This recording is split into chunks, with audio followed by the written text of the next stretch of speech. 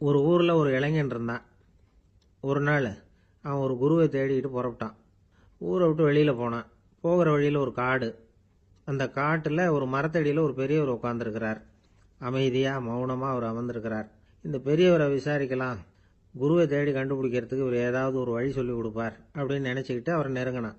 ஐயா, எனக்கு ஒரு குரு தேவை, எங்கே கிடைப்பார், அவரை எப்படி அடையாளம் கண்டுபிடிக்கிறது, அதை பற்றி ஏதாவது விவரம் சொன்னீங்கன்னா நான் கண்டுபிடிச்சிக்குவேன் அப்படின்ட்டுருக்கான். பெரியவர் நிமிர்ந்து பார்த்தார். தம்பி, அது ரொம்ப சுலபம்.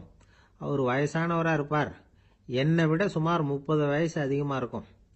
அவர் ஒரு மரத்தடியில் தான் உட்காந்துருப்பார் அப்படின்ட்டுருக்கான். சரிங்க பெரியவரே, அது என்ன மாதிரியான மரம், எப்படி இருக்கும் அப்படின்னு கேட்டிருக்கான். பெரியவர் அந்த விவரங்களையும் சொல்லியிருக்கிறாரு.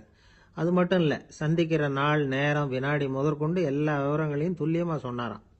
இவ்வளவு விவரங்களை இவரால் எப்படி சொல்ல முடியுது அப்படின்னு இவனுக்கு ஆச்சரியம். இருந்தாலும் அந்த பெரியவர் கடைசியாக ஒரு விவரம் சொன்னார். அது என்ன தெரியுமா, எப்படியும் நீ அவரை சந்திக்கிறதுக்கு ஒரு 30 வருஷம் ஆகும் அப்படின்னு சொல்லிவிட்டாராம். ரொம்ப நன்றிங்க பெரியவரே அப்படின்னு சொல்லிவிட்டு அந்த இளைஞன் புறப்பட்டுருக்கான். இப்போ அவனுக்கு குரு பற்றின விவரம் எல்லாம் கிடைச்சிட்டுது, சந்திக்கிற நேரமும் தெரிஞ்சுட்டுது. ஆனால் 30 வருஷம் அவரை தேடி அலைய வேண்டியிருக்குமே. அவன் தேட ஆரம்பித்தான். காடு மலை எல்லாம் சுற்றி அலைஞ்சான். பல வருஷங்கள் தேடினான். அழுத்து போயிட்டான். கடைசியில் அவனுக்கும் வயசாயிட்டுது. கடைசியில் தன்னுடைய சொந்த ஊருக்கே திரும்பி போய்கிட்டு இருந்தான். அங்கே ஒரு மரத்தடியில் அவன் தேடிக்கிட்டு இருந்த குருநாதர் கிடைச்சார்.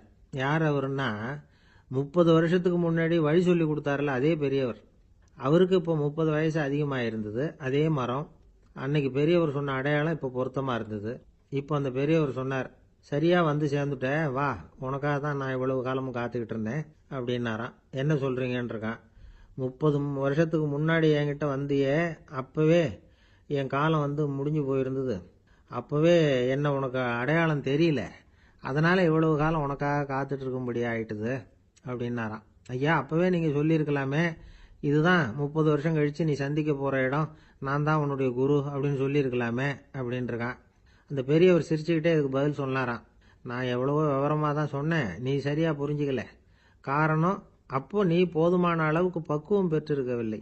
அதனால் புரியும் சக்தி இல்லாமல் போயிட்டுதப்போ 30 ஆண்டு காலம் நீ அலைஞ்சு தெரிஞ்சிருக்கிற.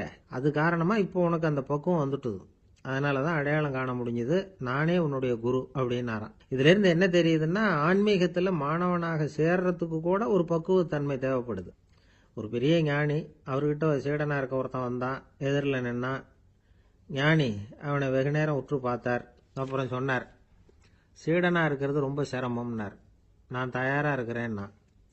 அது இன்னமும் சிரமமாச்சே, இங்கே குருவாக இருக்கிறது மட்டுமே சுலபம் அப்படின்னாராம். அப்படின்னா நான் குருவாகவே ஆயிடுறேன் அப்படின்னானா. இது போலவே இந்த காலத்தில் கதை ஒன்று உண்டு. ஒரு பள்ளிக்கூடத்தில் வகுப்பு ஆசிரியர் மாணவனை திட்டிக்கிட்டு இருந்தார். டேய், நீ 100க்கு 10 மார்க்கு தான் வாங்கிக்கிட்டு இருக்க. இவ்வளவு மோசமாக நீ படித்தா கடைசியில் மாடு மேய்க்கிறது கூட லாய்க்கு இல்லாதவனா ஆயிடுவேன். அதுக்கப்புறம் என்ன செய்ய போகிறேன் அப்படின்னாராம். பையன் தலையை சொரிஞ்சிக்கிட்டே சொன்னானா, சார் அப்படின்னா ஒன்று செய்கிறேன் அப்படின்னானா. இவர் கேட்டிருக்கார், என்ன செய்ய போகிறேன்னு. வேற என்ன சார், உங்களை மாதிரி ஒரு ஆசிரியர் ஆயிடுறேன் அப்படின்னானா. அந்த காலத்தில் அண்ணாமலை ரெட்டியார்னு ஒருத்தர் இருந்தார். அவர் வெங்கனூர் அப்படிங்கிற கிராமத்தில் இருந்தார். அங்கேருந்து விருத்தாசலம் கோவிலுக்கு தவறாமல் போயிட்டு வந்துக்கிட்டு இருந்தார். இடையில வெள்ளாறு. அதில் ஒரு சமயம் வெள்ளம் வந்துட்டுது.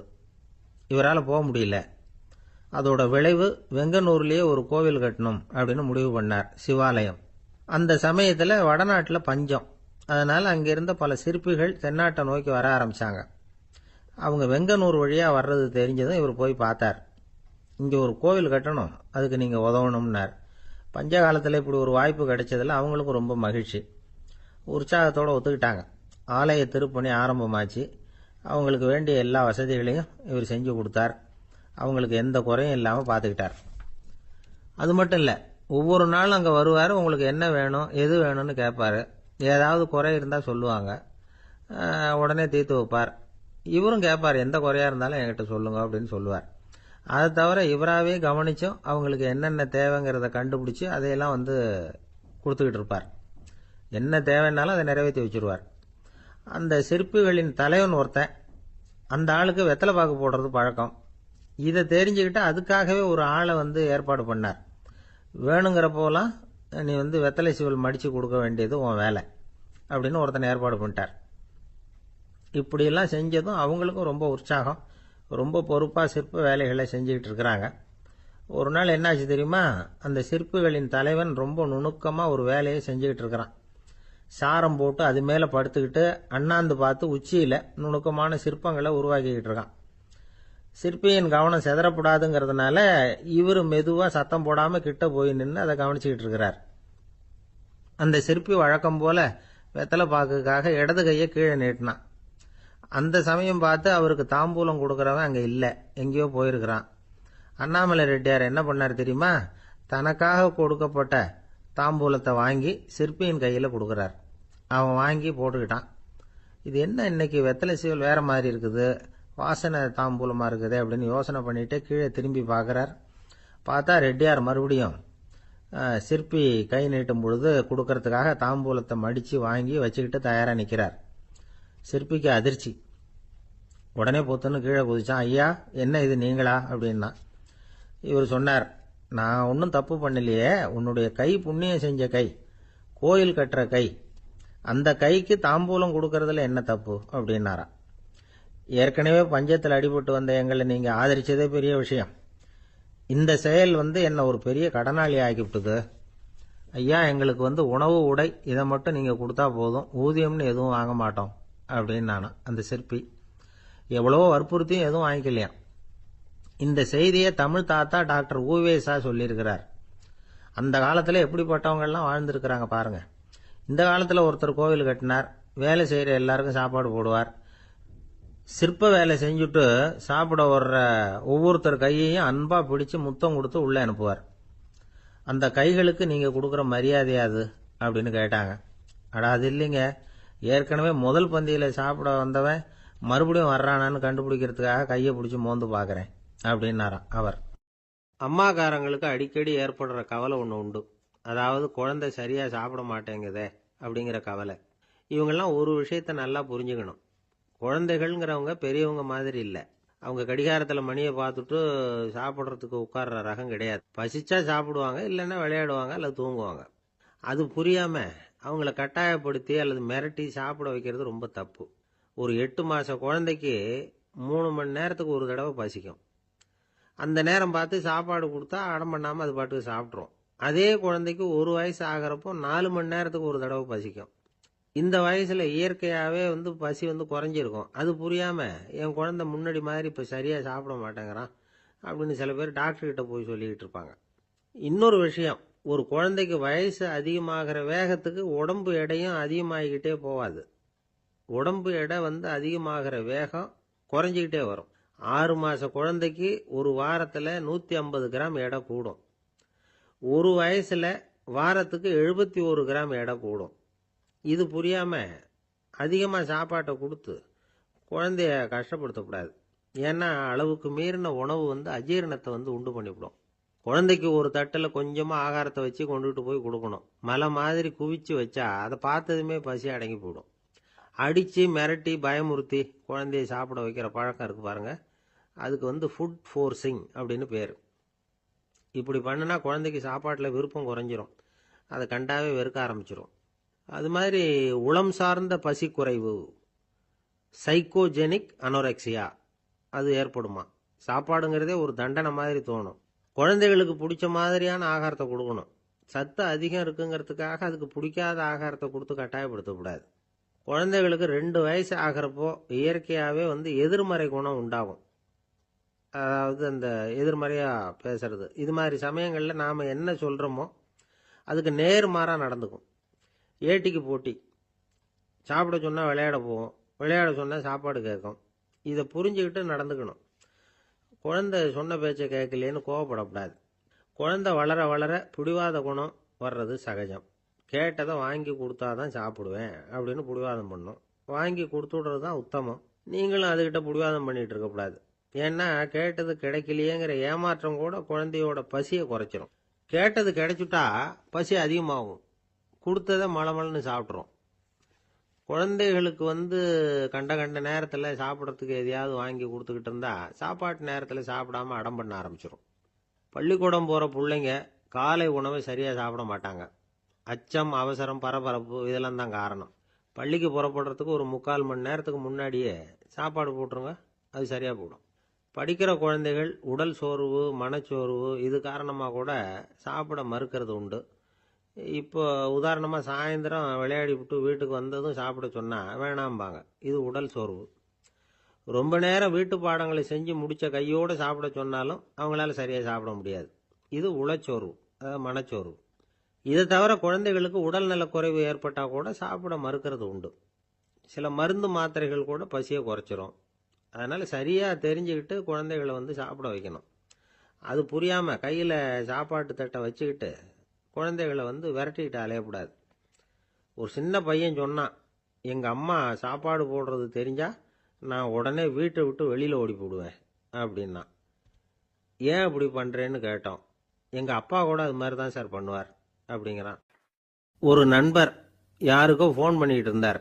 அவர் பேசி முடித்ததும் நான் அவரை பார்த்து, இப்போ ஃபோன் பண்ணிங்களே அந்த ஃபோன் நம்பர் என்ன அப்படின்னு கேட்டேன். அவர் தலையை சொரிஞ்சுக்கிட்டார், ஞாபகம் வரலன்னார். சரி சார், அதை விடுங்க, உங்கள் மனைவி பேர் என்ன அப்படின்னு கேட்டேன். மாலதின்னார். என்ன சார் இது வேடிக்கை, கொஞ்ச நேரத்துக்கு முன்னாடி பேசின ஃபோன் நம்பர் மறந்து போச்சு. எப்போவோ கல்யாணம் பண்ணிக்கிட்ட மனைவி பேர் மறக்கலை, அதை கரெக்டாக சொல்லிவிட்டீங்களே அப்படின்னு கேட்டேன். அவர் என்ன ஒரு மாதிரியாக பார்த்தார். அவர் அப்படி என்னை பார்த்ததில் ஒன்றும் தப்பு இல்லை. ஏன்னா நாம் எல்லாருமே அப்படித்தானே. ஒரு குறிப்பிட்ட காரியத்துக்காக தொலைபேசியில் ஒருத்தட்ட பேசுகிறோம். அதுக்கப்புறம் அந்த எண் நமக்கு அனாவசியம், அதனால் மறந்துடுறோம். இதுக்கு பேர் தான் தற்காலிக ஞாபகம். ஆனால் மனைவி பேரை மறந்துட முடியுமா? முடியாது. அது அவசியமான ஒன்று. அடிக்கடி அந்த பேரை உபயோகப்படுத்துகிறோம். அதனாலேயும் அது முக்கியங்கிறதுனாலேயும் அதை மறக்கிறது இல்லை. இதுக்கு பேர் நிரந்தர ஞாபகம். சரி, இந்த தற்காலிக ஞாபகம், நிரந்தர ஞாபகம், இது ரெண்டு ஞாபக அளவுகளையும் கட்டுப்படுத்துறது எது அப்படின்னா மூளைக்குள்ள நடக்கிற மின்சார நடவடிக்கைகள் தான். தற்காலிக ஞாபகம் ஒரு மின்னல் மாதிரி தோன்றி மறையுது. நிரந்தர ஞாபகம் ஒரு படிவம் போல மூளையில் படிஞ்சுடுது.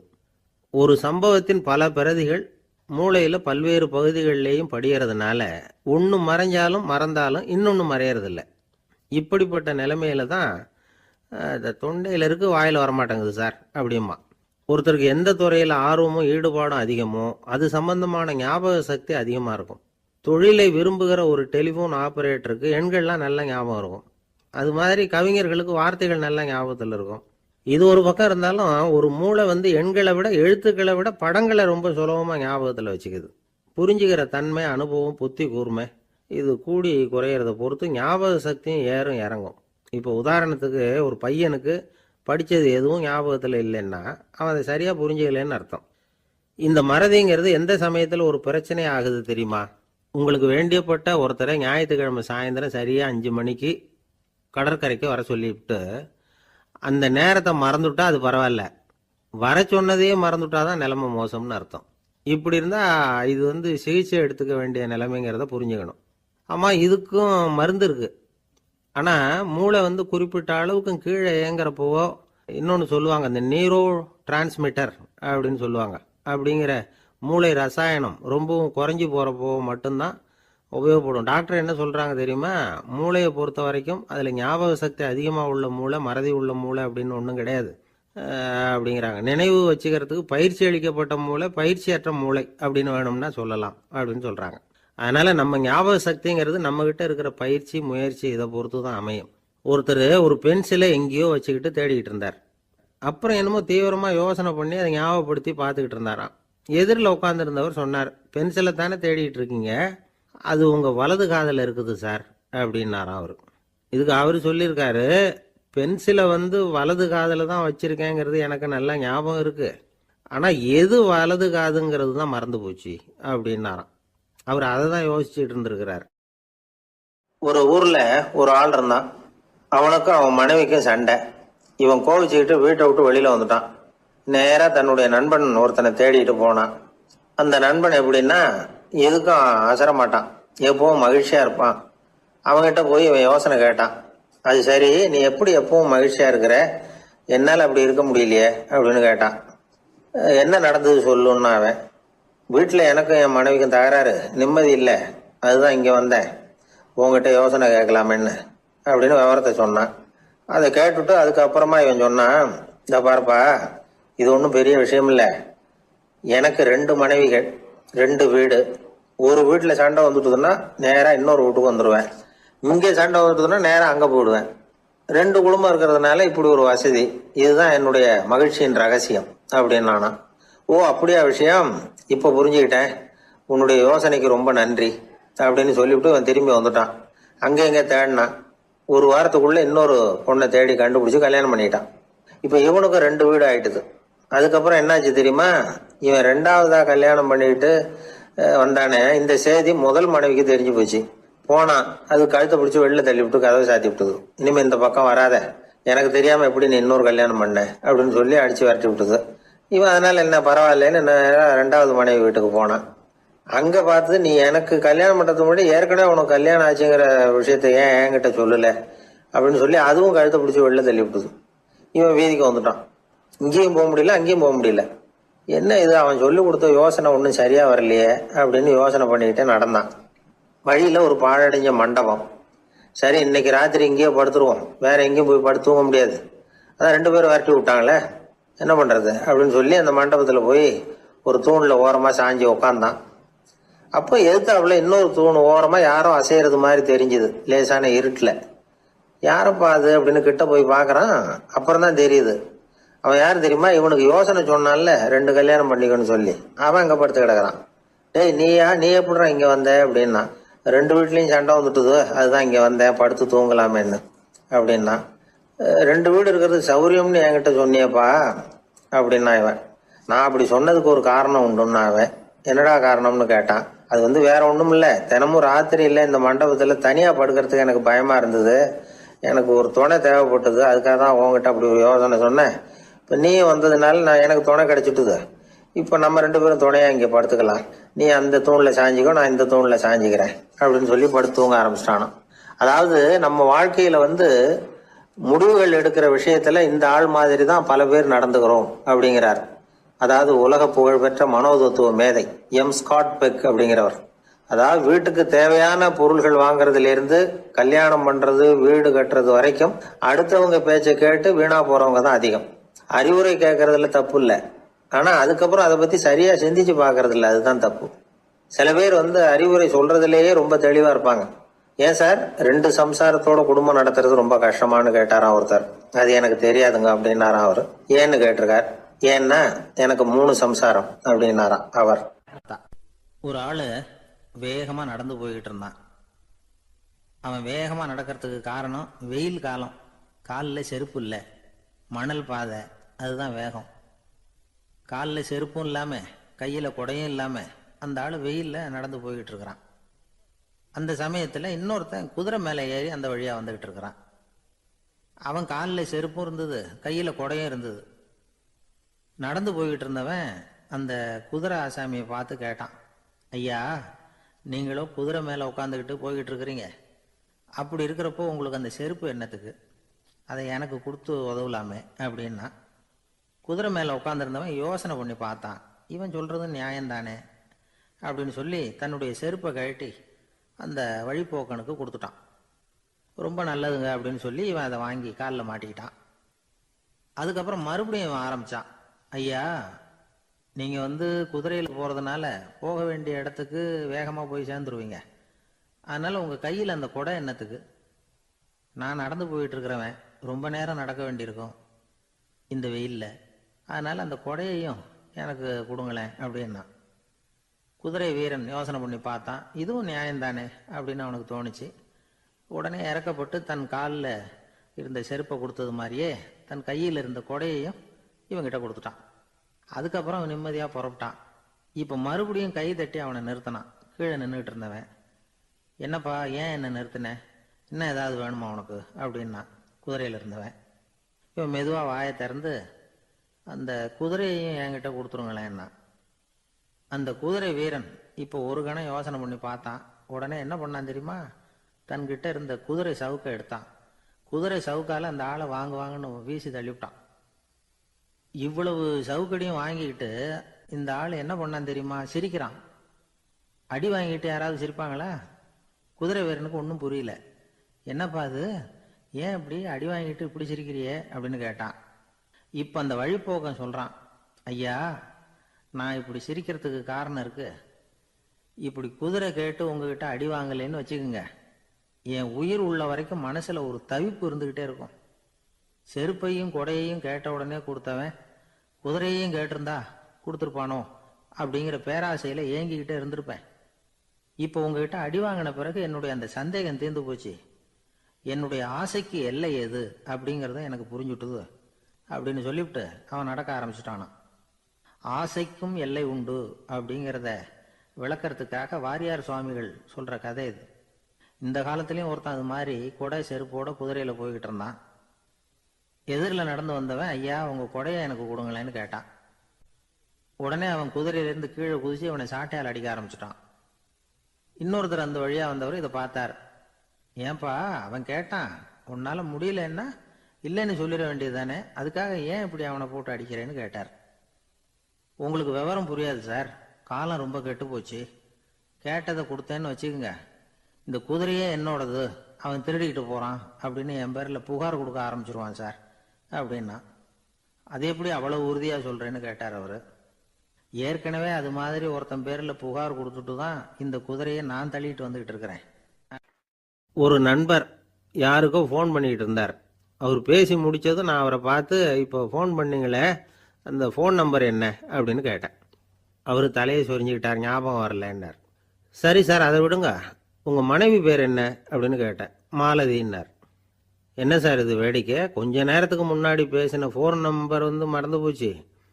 எப்போ கல்யாணம் பண்ணிக்கிட்ட மனைவி பேர் மறக்கலை, அதை கரெக்டாக சொல்லிவிட்டீங்களே அப்படின்னு கேட்டேன். அவர் என்ன ஒரு மாதிரியாக பார்த்தார். அவர் அப்படி என்னை பார்த்ததில் ஒன்றும் தப்பு இல்லை, ஏன்னா நாம் எல்லாருமே அப்படித்தானே.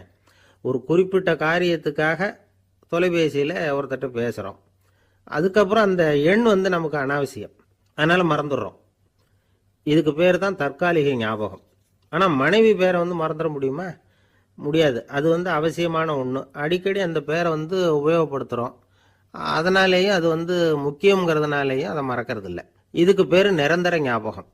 சரி, இந்த தற்காலிக ஞாபகம், நிரந்தர ஞாபகம், இது ரெண்டு ஞாபக அளவுகளையும் கட்டுப்படுத்துறது எது அப்படின்னா மூளைக்குள்ள நடக்கிற மின்சார நடவடிக்கைகள் தான். தற்காலிக ஞாபகம் ஒரு மின்னல் மாதிரி தோன்றி மறையுது. நிரந்தர ஞாபகம் ஒரு படிவம் போல மூளையில் படிஞ்சுடுது.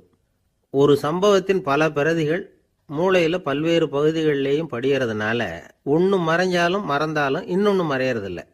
இப்படிப்பட்ட நிலைமையில தான் இந்த தொண்டையில் இருக்கு, வாயில் வரமாட்டேங்குது சார் அப்படிமா. ஒருத்தருக்கு எந்த துறையில் ஆர்வமும் ஈடுபாடும் அதிகமோ அது சம்பந்தமான ஞாபக சக்தி அதிகமாக இருக்கும்.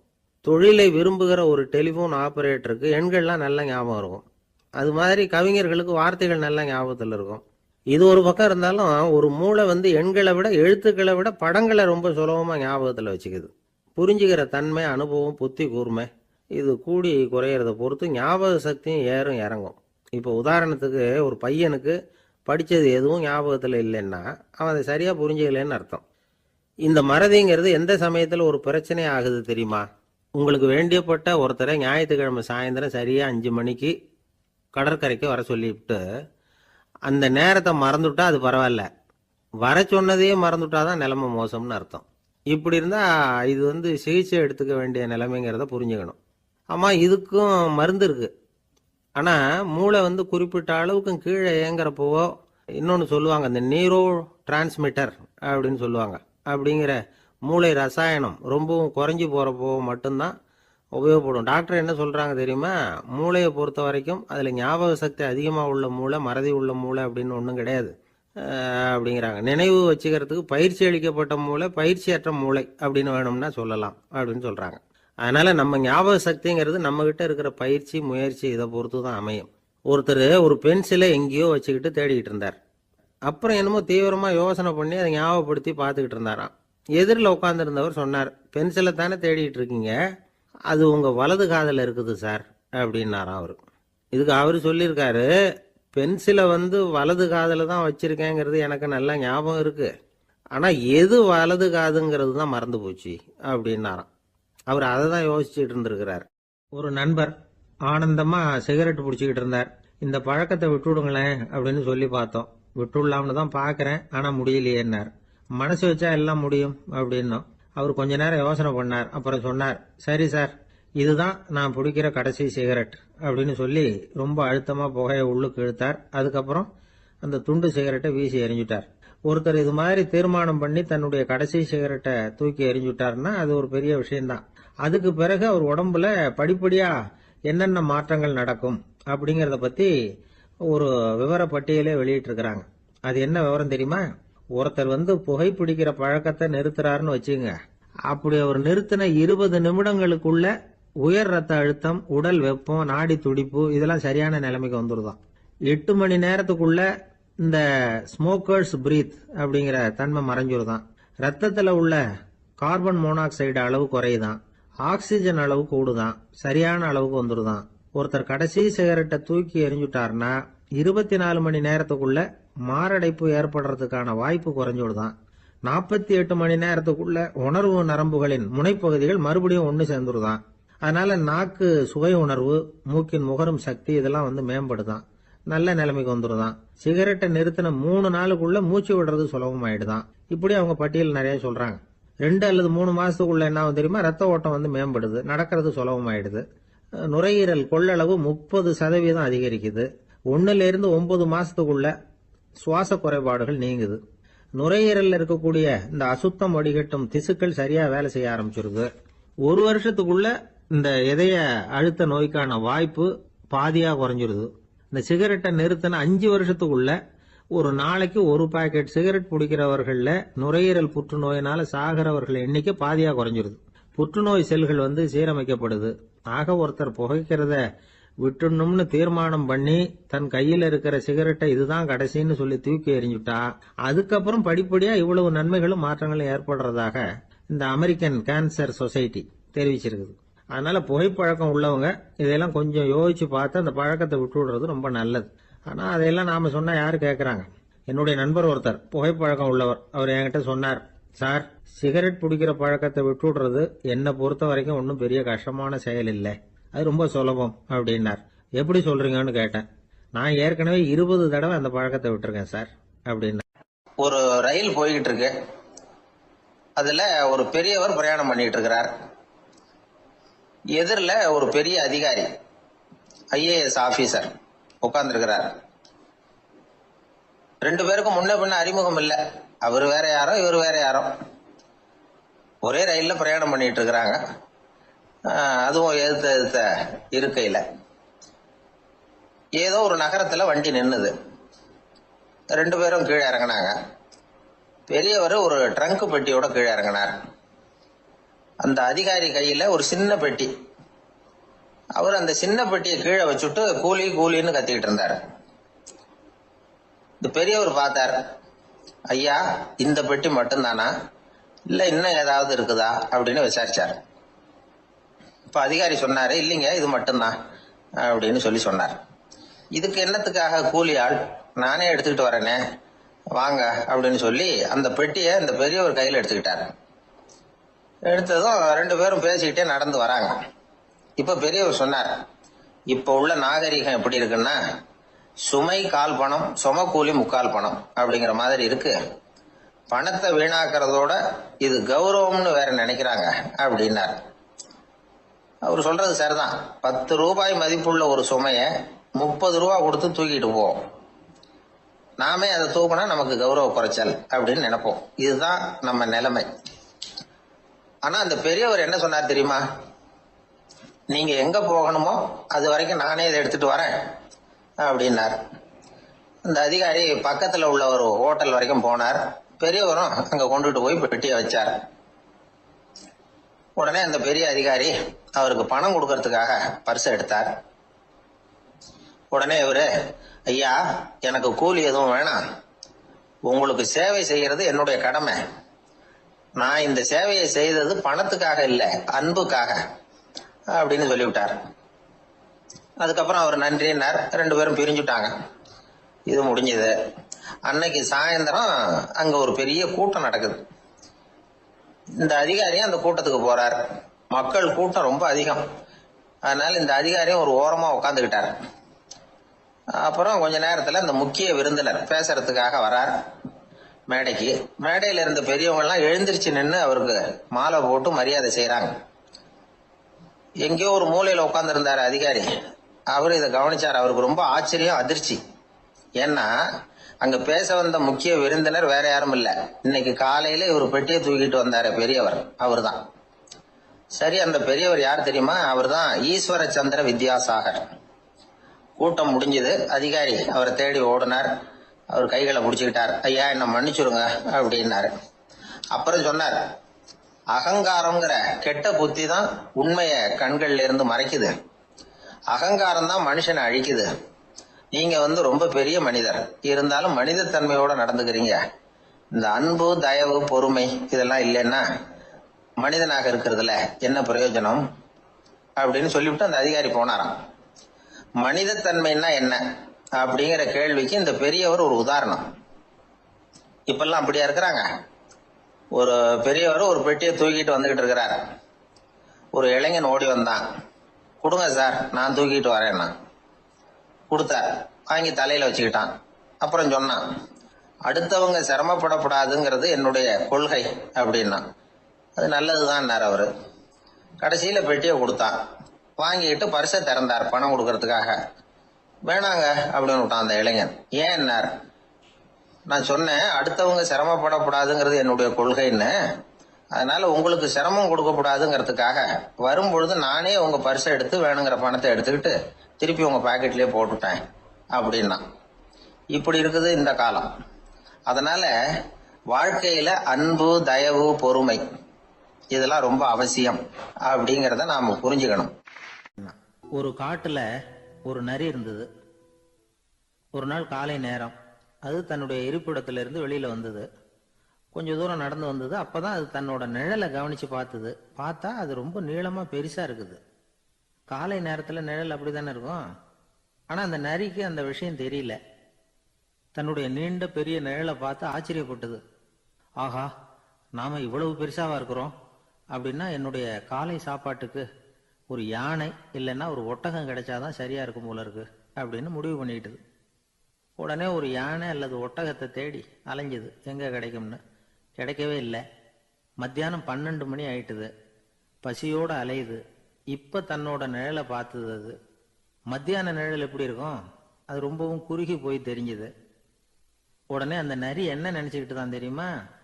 காலை ஆகாரம் சாப்பிடாததுனால நம்ம உடம்பு இப்படி அழிச்சு போட்டுதே அப்படின்னு நினைச்சுக்கிட்டு தான். கொஞ்ச நேரம் கழிச்சு மறுபடியும் தன்னுடைய நிழலை பார்க்குது. அது இன்னமும் குறுகி போய் காலடியிலேயே வந்துட்டுது. அதுக்கு பயமா போயிடுது. ஐயோ, இன்னும் கொஞ்ச நேரத்துல நாம இறந்துருவோம் போல இருக்க. இப்ப என்ன செய்யறது?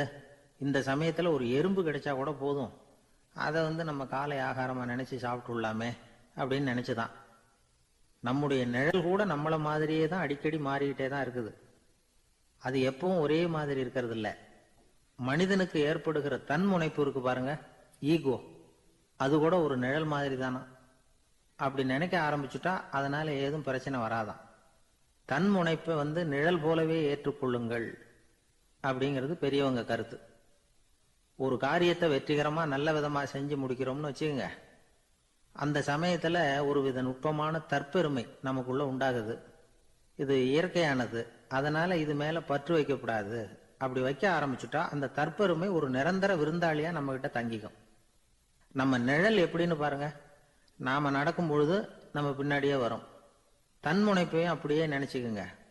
நிழல் யாருக்கும் எந்த பிரச்சனையையும் உண்டாக்குறது இல்லை. ஆனா அந்த நிழலை கண்டே நாம பயப்பட ஆரம்பிச்சுட்டா நாம எதுலையும் வெற்றி காண முடியாது.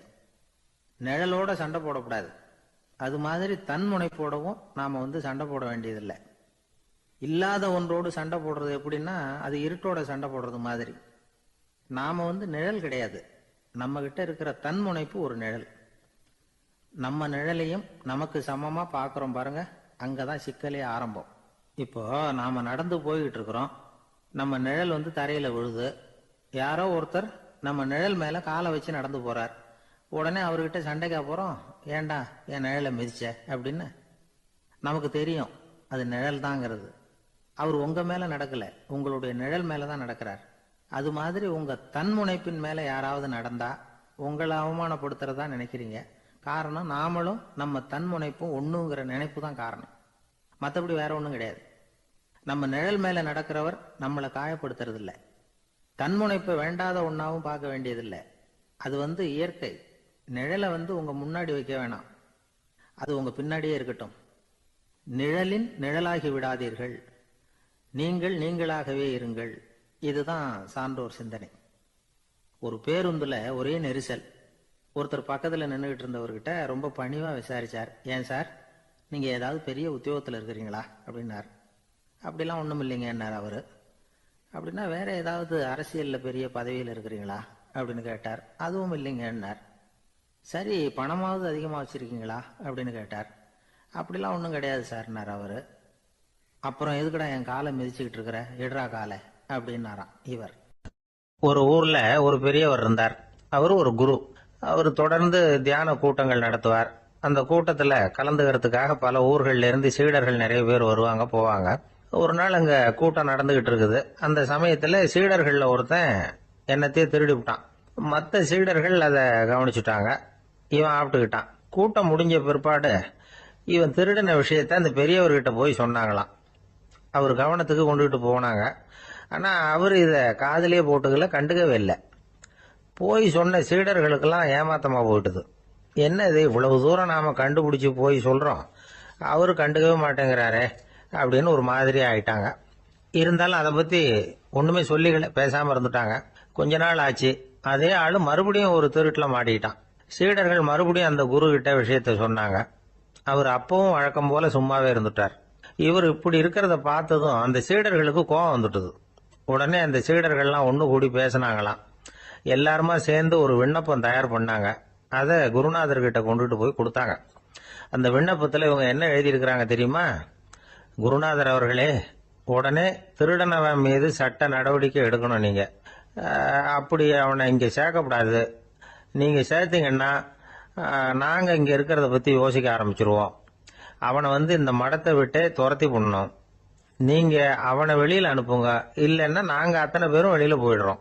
இப்படிதான் அந்த விண்ணப்பத்துல எழுதியிருக்கிறாங்க. குரு அந்த விண்ணப்பத்தை வாங்கி படிச்சு பார்த்தார்.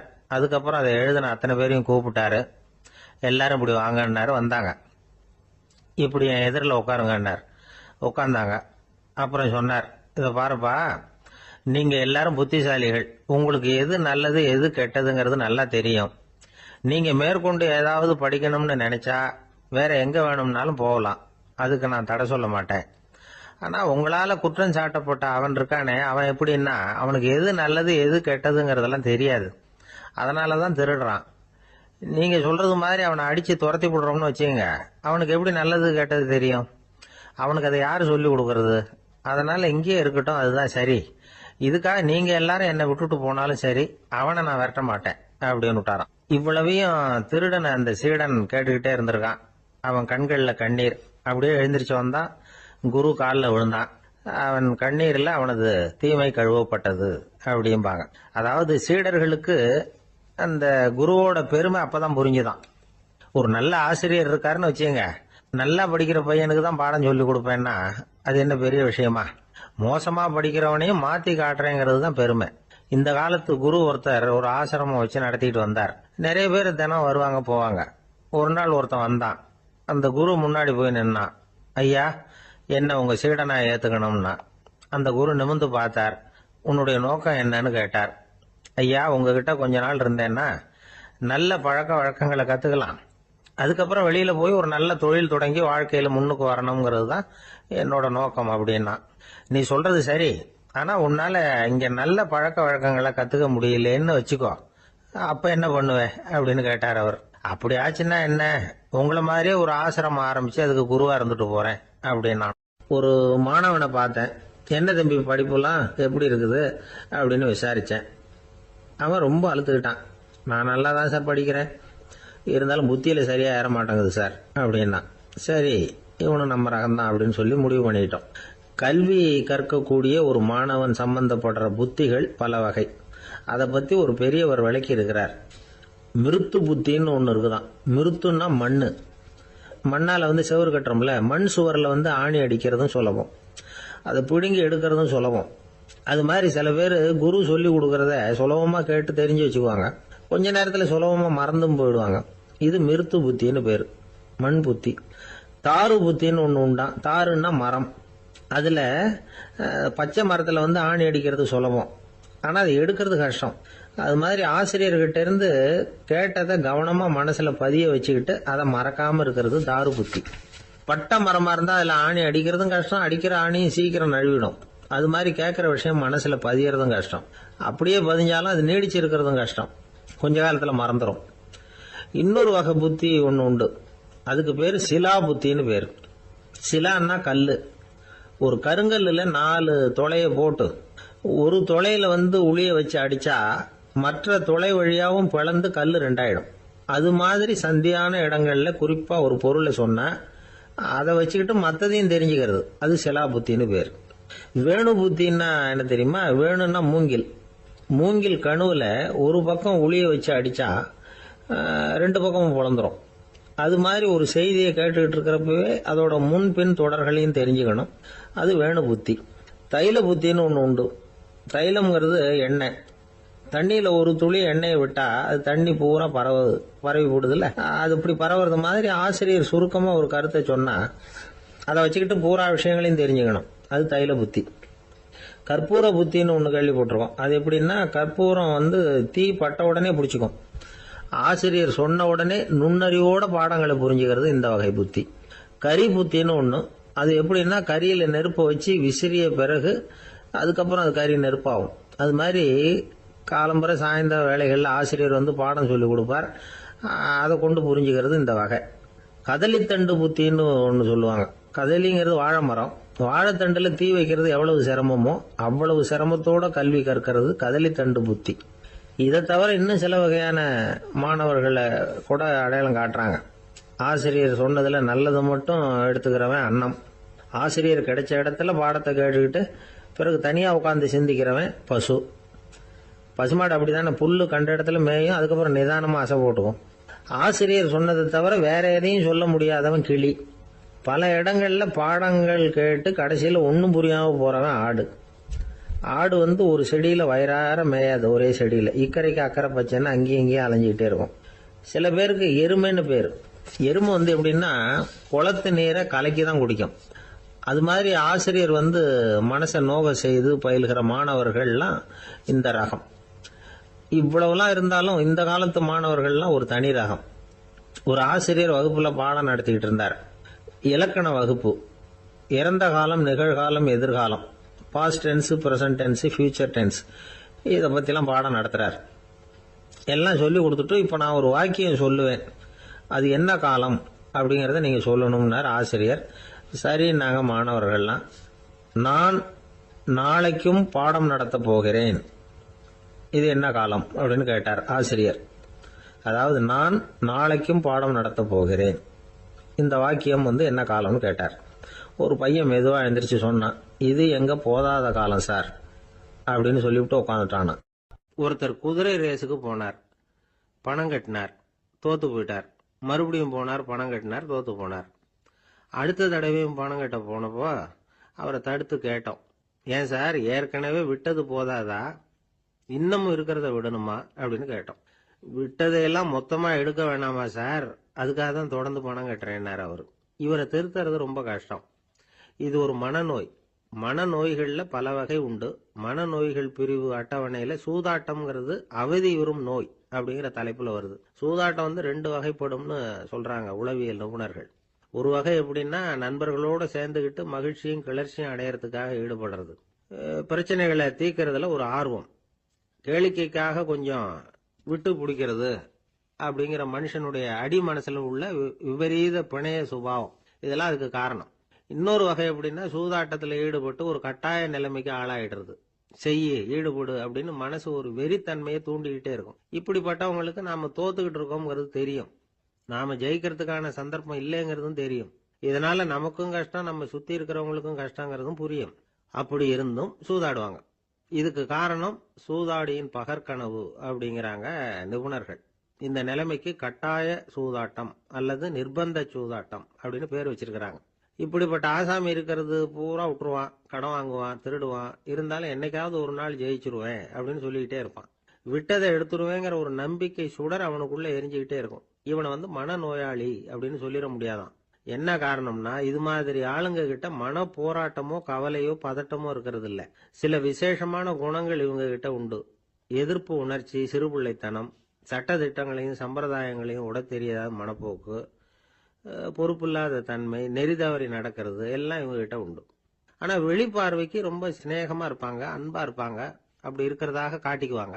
ஆதாயம், சுயலாபம் இதெல்லாம் கருதி தான் பழகுவாங்க. இவங்க கேட்கறப்ப நாம பணம் கொடுக்கலன்னு வச்சுக்கோங்க, நம்மளை கை விட்டுருவாங்க. நம்ம மேல அவாண்டமா பழி சுமத்துறது கூட தயங்க மாட்டாங்க. தங்களுடைய சூதாட்ட நடவடிக்கைகளுக்கு சாதகமான காரணங்களை சொல்லிட்டு இருப்பாங்க. நீ வேணும்னா பாரு, ஒரே நாள்ல நான் இழந்ததையெல்லாம் மீட்டு லட்சாதிபதி ஆறனா இல்லையா பாரு அப்படிம்பாங்க. தோத்து போறத ஒரு படிப்பினையா இவங்க எடுத்துக்கிறதே இல்லை. தோத்து போறதுலேயே இவங்களுக்கு ஒரு அலாதியான சுகம். தனக்குத்தானே துன்பத்தை வரவழைச்சிக்கிட்டு இன்பம் அடையிறதுக்கு தன்வதை சுகம் அப்படின்னு பேர். இவங்கெல்லாம் அந்த ரகம். சில பேர் எப்படி தெரியுமா, மந்திர எண்ணங்களை வரவழைச்சிக்கிறது, சூதாடுறதுக்காக ஆபீஸ்ல கையாடல் பண்றது, அடுத்தவங்க கிட்ட இருந்து திருடுறது. இந்த மந்திர எண்ணம் தீவிரமாச்சுன்னா ஒரு மாதிரியா பேச ஆரம்பிச்சிருவாங்க. தோல்விதான் சார் வெற்றிக்கு முதல் படியும்பாங்க. தன்னால பகடக்காய்களையும் குதிரை ஓட்டிகளையும், அதாவது இந்த ஜாக்கிகள், அதெல்லாம் கட்டுப்படுத்த முடியுங்கிற பித்து நிலைக்கு இவங்கெல்லாம் தள்ளப்பட்டுருவாங்க.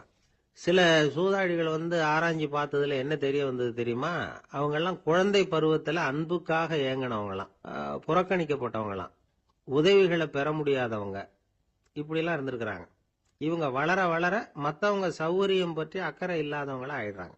அதிர்ஷ்ட தேவதை தன்னோட இருக்கிறாங்க அப்படிங்கிற அசையாத நம்பிக்கை இவங்களுக்கு. இவங்களை திருத்துறது ரொம்ப கஷ்டம். அதனால பந்தயம், சூதாட்டம் இது மாதிரியான விஷயங்களை விட்டு விலகியே இருக்கிறது தான் நமக்கு நல்லது. ஒரு ஆள் சொன்னான், என்னுடைய குதிரை வேகமா ஓடுறதுக்கு என்ன வழி அப்படின்னு கால்நடை மருத்துவர்கிட்ட யோசனை கேட்டேன். அவர் ஒரு பாட்டில் நிறைய மாத்திரைகளை கொடுத்து தினம் 2 மாத்திரை வீதமா கொடுக்க சொன்னார். முதல் நாள் 2 மாத்திரையை கொடுத்துட்டு அது மேலே ஏறி உட்கார்றதுக்கு போனேன். அவ்வளவுதான். அதுக்குள்ள அது அம்பு மாதிரி பாஞ்சு ஓடி போச்சு. நான் இன்னும் உட்காரவே இல்லை, அதுக்குள்ள பாஞ்சு ஓடி போச்சு அப்படின்னா. அடடா, அப்புறம் நீங்க என்ன பண்ணீங்க அப்படின்னு கேட்டாங்க.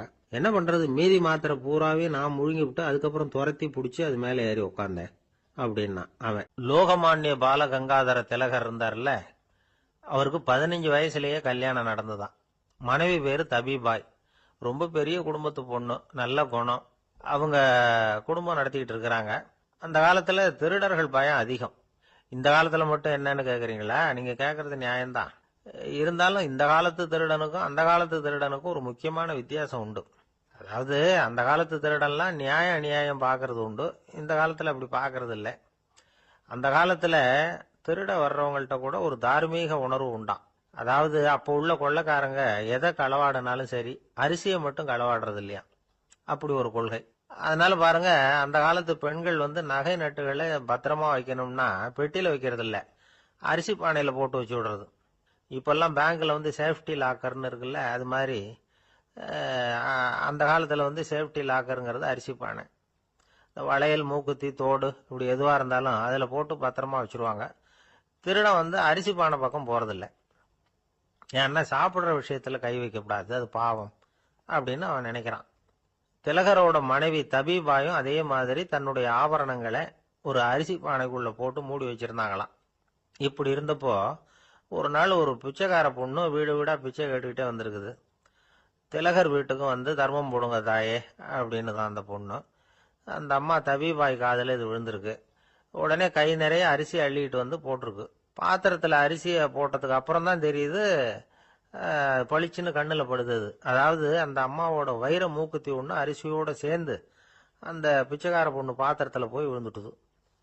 இந்த அம்மாவுக்கு மனசுக்குள்ள குழப்பம், என்ன இப்படி ஆயிட்டுதே, மூக்குத்தி போயிட்டுதே, பிச்சை பாத்திரத்துல இருந்து அதை எப்படி எடுக்கிறது அப்படின்னு தயக்கம். வாயை திறந்து அதை கேட்கறதுக்கும் கூச்சம்.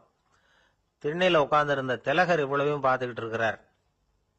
மனைவியின் மனசுக்குள்ள நடக்கிற மௌன போராட்டத்தை அவர் நல்லா புரிஞ்சுக்கிட்டாராம். மனைவியை பார்த்து சொன்னாராம், தபிபாய், இது தெய்வ சம்மதம். அவளுக்கு சேர வேண்டிய மூக்குத்தி அவகிட்ட போயிட்டுது. பிச்சை பாத்திரத்துல விழுந்த மூக்குத்தியை எடுக்க வேணாம் அப்படின்னாராம்.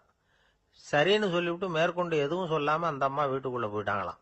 இந்த காலத்துல எல்லாம் அது மாதிரி நடக்குமா? வெறும் அரிசியை போட்டுட்டு விவகாரம் பண்ணிட்டு இருக்க மாட்டோமா? ஒரு பெரிய மனுஷன் வீட்டுக்கு ஒரு பிச்சைக்காரன் வந்தான். ஐயா, நாங்க பிச்சைக்காரங்கள்லாம் சேர்ந்து ஒரு சங்கம் வச்சிருக்கிறோம், அதுக்கு நிதி சேர்க்கிறோம், அதுக்கு ஒரு 100 ரூபா கொடுத்தீங்கன்னா எங்களுக்கு பெரிய உதவியாக இருக்கும் அப்படின்னானா. அதெல்லாம் ஒன்றும் கொடுக்க முடியாது போ அப்படின்னாராம் அவர். அப்படின்னா ஒரு 50 ரூபாயாவது கொடுங்களேன் அப்படின்னு இருக்கான். அதுவும் முடியாதுன்னு சொல்லிவிட்டார். 25 ரூபா அப்படின்னு இருக்கான். எதுவும் முடியாது அப்படின்னாராம். சரிங்க, இவ்வளவு பெரிய வீட்டுக்கு வந்துட்டு வெறுங்கையோட திரும்புறது நல்லா இருக்காது, அதனால சும்மா ஒரு 1 ரூபா மட்டுமாவது கொடுங்க அப்படின்னு இருக்கான் அவன். ஒரு பைசா கூட என்கிட்ட கிடையாது அப்படின்னு விட்டாரான் இவர். அப்படின்னா நீங்க ஒரு காரியம் பண்ணுங்களேன் அப்படின்னானா அவன். என்ன செய்யணும் அப்படின்னு இருக்கார். எங்க சங்கத்துல நீங்களும் ஒரு மெம்பரா சேர்ந்துருங்க அப்படின்னா. ஒரு ஆளை அடையாளம் கண்டுபிடிக்கணும்னா அதுக்கு சுலபமான வழி என்ன? முகத்தை பார்த்து கண்டுபிடிக்கிறது தான். ஆனா மனுஷன் தப்பு பண்ண ஆரம்பிக்கும் பொழுது அவனை கண்டுபிடிக்கிறதுக்கு வேற வழிகளை தான் கையாள வேண்டியிருக்கு. கைரேகை அதுக்கு ரொம்ப உபயோகப்படுது. கைரேகைகள் ஒருத்தருக்கு இருக்கிறது மாதிரி இன்னொருத்தருக்கு இருக்கிறது இல்லை. பல் வரிசையும் அப்படிதான். ஏமாத்துறவங்க அதிகமா போனா இருக்கிறவங்க எச்சரிக்கையா இருக்க வேண்டியிருக்குது. பயோமெட்ரிக்ஸ் அப்படிங்கிறது ஒரு பெரிய தொழில்நுட்பம். இதை உபயோகப்படுத்தி சில பாதுகாப்பு உத்திகளை எல்லாம் உருவாக்கி இருக்கிறாங்க அமெரிக்காவில். வீட்டுக்கு சொந்தக்காரர் குரல் கொடுத்தா கதவு திறக்கும், அல்லது அவர் கை வச்சா கதவு திறக்கும். மற்றவங்க யாரு என்ன பண்ணாலும் கதவு திறக்காது. இது ஒரு முறை. அவரோட குரல் அல்லது கைரேகை ஒரு எலக்ட்ரானிக் சாதனத்துல ஏற்கனவே பதிவு பண்ணப்பட்டிருக்கும். இவர் குரல் கொடுக்கறப்போ அல்லது கையை வைக்கிறப்போ அதை ஒப்பிட்டு பார்த்து சரியா இருந்தா கதவு திறக்கிறது மாதிரி ஒரு ஏற்பாடு. இதே மாதிரி ஒருத்தரோட விழித்திரையில உள்ள இரத்த குழாய் அமைப்பு பாருங்க, அது கூட ஒருத்தருக்கு இருக்கிறது மாதிரி இன்னொருத்தருக்கு இருக்கிறது இல்லை. அதனால அதை வச்சு அடையாளம் கண்டுபிடிக்கக்கூடிய சாதனங்களும் இப்ப பழக்கத்துக்கு வந்தாச்சு. கைரேகையை ஒப்பிடுற சாதனத்தை விட விழித்திரை இரத்த குழாய் அமைப்பை அடையாளம் காணுற சாதனம் இருக்கு பாருங்க, இது ரொம்ப நுட்பமானது. இது நம்ப தகுந்தது. ஒரு ஆளை அடையாளம் கண்டுபிடிக்கிறதுக்கு இது எடுத்துக்கிற நேரம் 1 வினாடி தான். ஒரு கருவி இருக்கும், அதுல உள்ள ஒரு சிறு துளையில கண்ணை வச்சு பார்க்கணும். உடனே இந்த சாதனம் குறைந்த சக்தி உள்ள இந்த அகசிவப்பு ஒளியை பாய்ச்சி அவரது விழித்திரையின் இரத்த குழாயை ஆராய்ச்சி பண்ணி ஏற்கனவே அதோட நினைவு பெட்டகத்துல பதிவு பண்ணி வச்சிருக்கிறோமே அந்த அமைப்புகளோட இதை ஒப்பிட்டு பார்த்து சரியான ஆள் தானா இல்லையா அப்படின்னு அடையாளம் காட்டிவிடும். குரலை வச்சு அடையாளம் கண்டுபிடிக்கிறதும் இந்த பயோமெட்ரிக்ஸ் முறைகள்ல ஒண்ணு. ஒரு நபரோட குரல்ல டிஜிட்டல் குறியீடுகளை மாத்தி பதிவு பண்ணிக்கிட்டு மீண்டும் அதே குரலை இனம் காணக்கூடிய சாதனங்கள் ஏற்கனவே அமெரிக்காவில எல்லாம் விற்பனைக்கு வந்தாச்சு.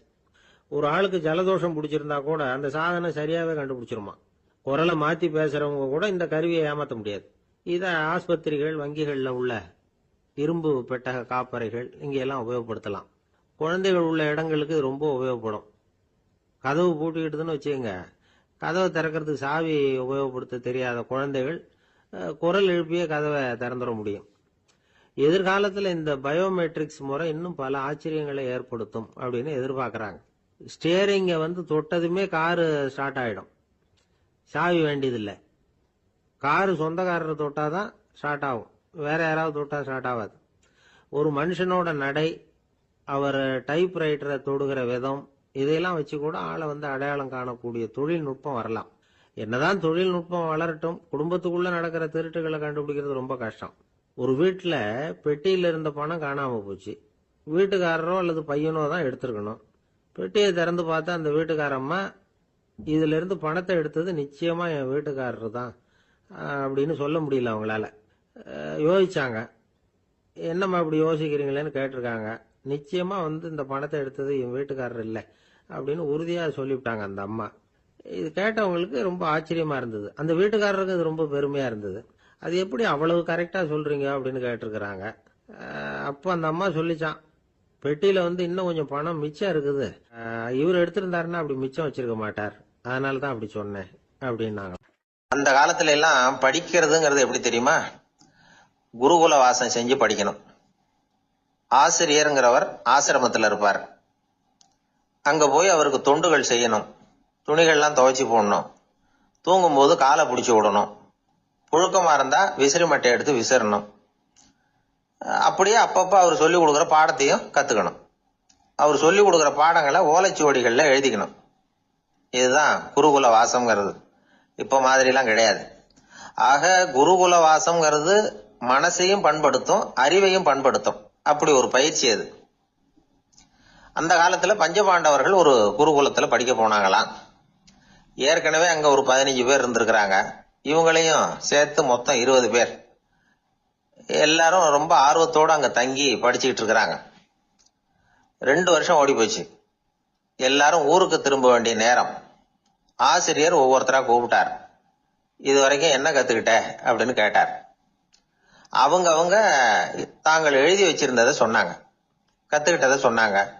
அங்க படிக்க வந்தவங்க எல்லாருமே புத்திசாலிகள். அது மட்டும் இல்ல, பல பேர் அரச குடும்பத்தை சேர்ந்தவங்க, இளவரசர்களாக வேற இருக்கிறவங்க. அதனால அவங்க கிட்ட அபாரமான கல்வி அறிவை எதிர்பார்த்தார். ஒருத்தன் வந்தான், தான் எழுதி வச்சிருந்த சரித்திர பாடம் பூராவையும் படிச்சு காட்டினான். இன்னொருத்தன் வந்தான், தான் எழுதி வச்சிருந்த பூகோள பாடம் பூராவையும் படிச்சு காட்டினான்.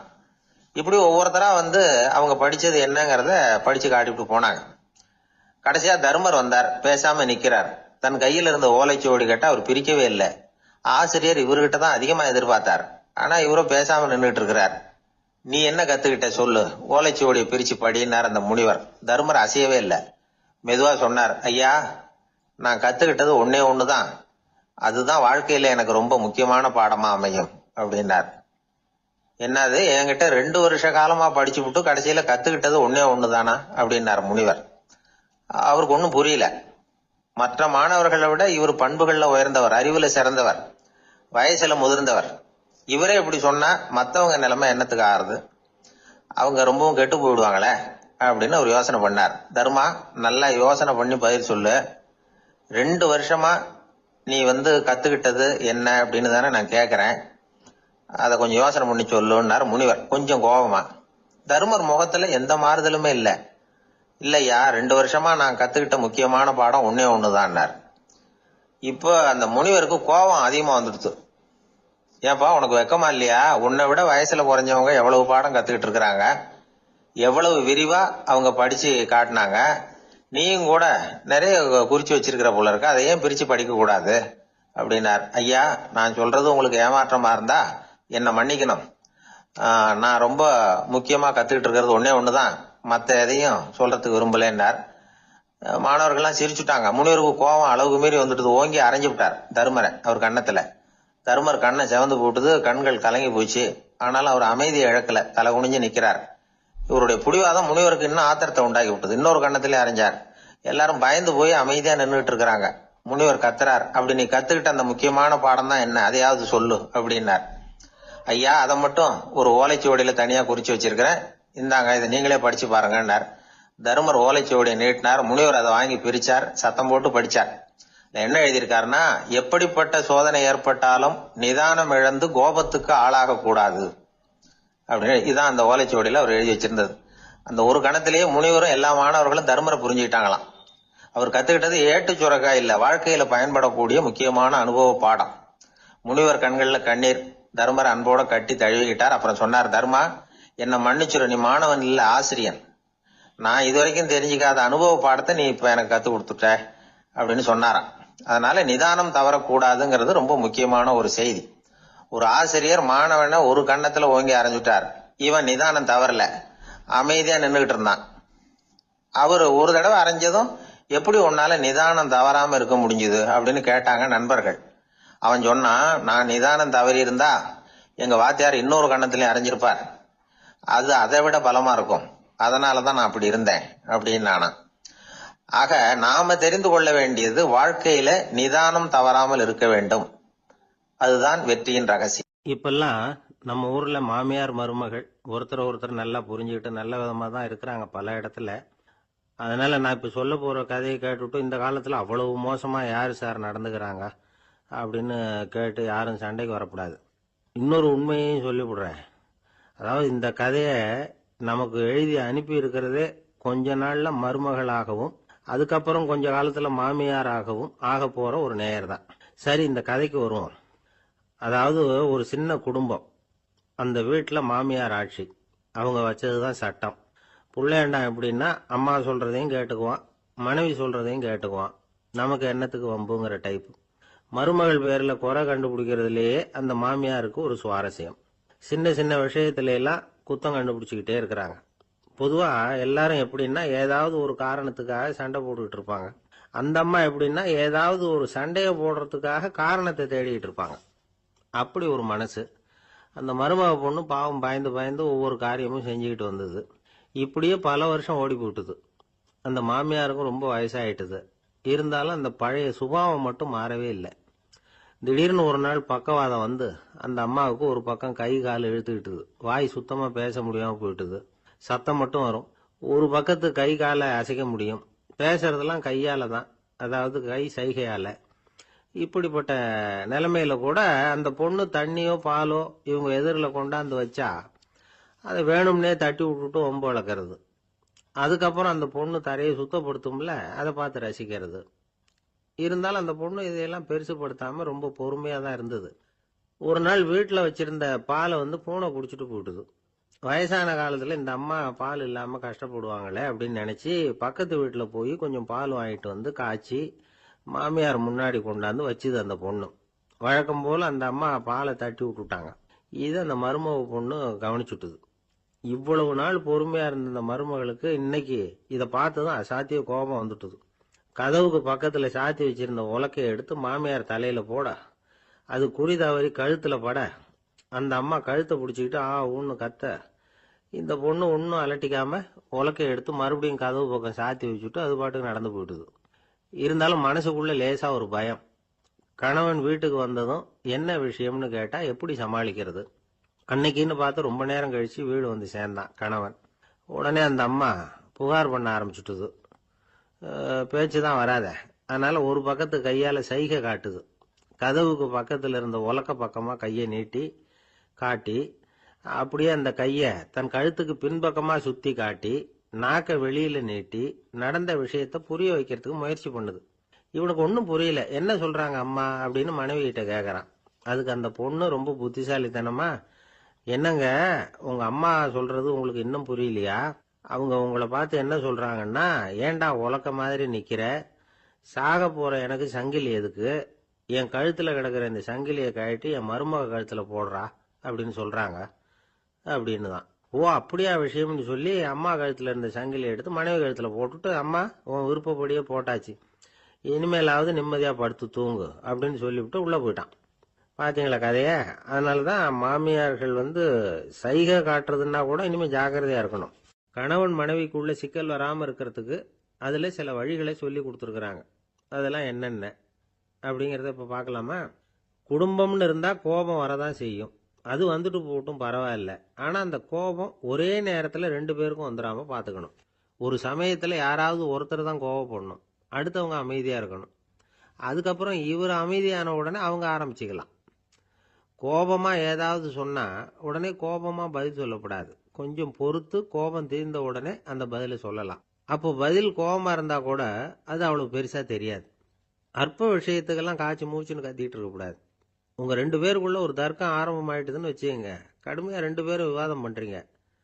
உங்கள ஒருத்தர் இதுல ஜெயிக்கணும்னா அது நீங்களா இருக்க வேணாம், அடுத்தவங்க ஜெயிக்கிறதுக்கு நீங்க துணையா இருங்களேன். அப்படின்னா நீங்க கொஞ்சம் விட்டு கொடுக்கணும், அவ்வளவுதான். ஏதாவது குத்தம் சொல்லணுமா, செஞ்ச தப்ப சுட்டி காட்டணுமா, விமர்சனம் பண்ணணுமா, பண்ணுங்க, வேணான்னு சொல்லல. ஆனா சொன்னதை அப்படி சொல்றத வந்து கொஞ்சம் அன்பா இதமா சொல்லுங்க. எப்போ நடந்த தவறுகளை எல்லாம் இப்போ போய் மறுபடியும் ஞாபகப்படுத்திட்டு இருக்க வேண்டாம். நான் அப்பவே சொன்னேன் இந்த புடவை வேணாம்னு, நீங்க தான் கேட்கல, இப்போ பாருங்க கிழிஞ்சு போச்சு இப்படின்னு கத்துனாங்க ஒரு அம்மா. எப்போ சொன்னீங்கன்னு கேட்டா ஒரு 10 வருஷத்துக்கு முன்னாடி தீபாவளி சமயத்துல அப்படிங்கிறாங்க. அது என்ன இன்னும் அப்படியே புதுசாகவா இருக்கும்? உங்களுக்கு அவர் தான் பெருசு, அவருக்கு நீங்க தான் பெருசு. அதை விட இந்த உலகத்துல வேற எதுவும் முக்கியம் இல்லைன்னு நினைக்கணும். நீ தான் என்னுடைய உலகம்னு எத்தனை தடவை சொல்லியிருப்பீங்க? அதெல்லாம் வெறும் வசனமா போயிடக்கூடாது. ஏதாவது ஒரு பிரச்சனையை பத்தி கடுமையா விவாதம் பண்ணிட்டு இருக்கீங்க, அதை அப்படியே பாதியில விட்டுட்டு படுக்கைக்கு போயிடக்கூடாது. சொச்சத்தை நாளைக்கு பேசிக்கலாம்னு. அப்படி போனா தூக்கம் வராது. பிரச்சனையை ஒரு முடிவு பண்ணிக்கிட்டு அதுக்கப்புறமா தூங்க போகணும். ஒரு நாள்ல ஒரு தடவையாவது உங்க ஜோடியை பாராட்டி நல்ல விதமா கனிவா ஒரு வார்த்தை சொல்லணும் அப்படின்னு தீர்மானம் பண்ணீங்க. ஏதாவது தப்பு பண்ணிவிட்டீங்கன்னா பரவாயில்ல, அதை ஒத்துக்கிறதுக்கும் மன்னிப்பு கேட்கறதுக்கும் தயாரா இருக்கணும். அது ஒன்றும் கேவலம் கிடையாது. வீட்டுக்குள்ள தானே கேட்க போறீங்க, வெளியில யாருக்கு தெரிய போதும்? எப்படியோ உங்களுக்குள்ள ஒரு சமரசம் ஆனா சரிதான். ஒரு தகராறுன்னு எடுத்துக்கிட்டா குறைஞ்சபட்சம் அதுக்கு 2 பேர் தேவை. தனியாவே உட்காந்துக்கிட்டு நான் இப்ப தகராறு பண்ணிட்டு இருக்கிறேன் அப்படின்னு யாரும் சொல்ல முடியாது.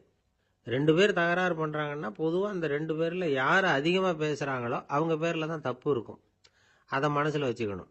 இதெல்லாம் தான் அந்த புத்தகத்தில் போட்டிருக்கிற வழிமுறைகள். இவ்வளவும் சரியா வரலைன்னா அப்புறமா சொல்லுங்க, வேற புத்தகம் ஏதாவது இருக்கான்னு தேடுவோம். ஒருத்தர் சிகரெட்டும் கையுமா வந்தார். சார், இந்த புகைப்பிடிக்கிற பழக்கத்தை நிறுத்தி போடணும்னு தான் பார்க்கறேன், முடியலன்னார். புகைப்பிடிக்கிறத நிறுத்துறது ரொம்ப சுலபம் சார் அப்படின்னார் இன்னொருத்தர். எப்படி சொல்றீங்கன்னு கேட்டார் அவர். நான் கூட ஏற்கனவே 10 தடவை அந்த பழக்கத்தை நிறுத்தி இருக்கிறேன் சார் அப்படின்னார் இவர். இதுல இருந்து என்ன தெரியுது? புகைப்பழக்கத்தை திடீர்னு விட்டு விடுறதுங்கிறது ரொம்ப கஷ்டம்னு தெரியுது. இருந்தாலும் இது சம்பந்தமான ஆராய்ச்சி, அனுபவம், இது ரெண்டையும் அடிப்படையா வச்சு சில வழிமுறைகளை சொல்றாங்க. அதாவது புகைப்பிடிக்கிறத நிறுத்துறதுக்கு 10 வழிகள் உண்டு அப்படின்னு சொல்றாங்க. அது என்னங்கிறத தெரிஞ்சுக்கிட்டா உபயோகப்படுதான்னு பார்க்கலாமே. முதல் கருத்து என்னன்னா, கொஞ்ச நாளைக்கு புகைப்பிடிக்கிற நண்பர்களை விட்டு விலகி இருக்கணும்.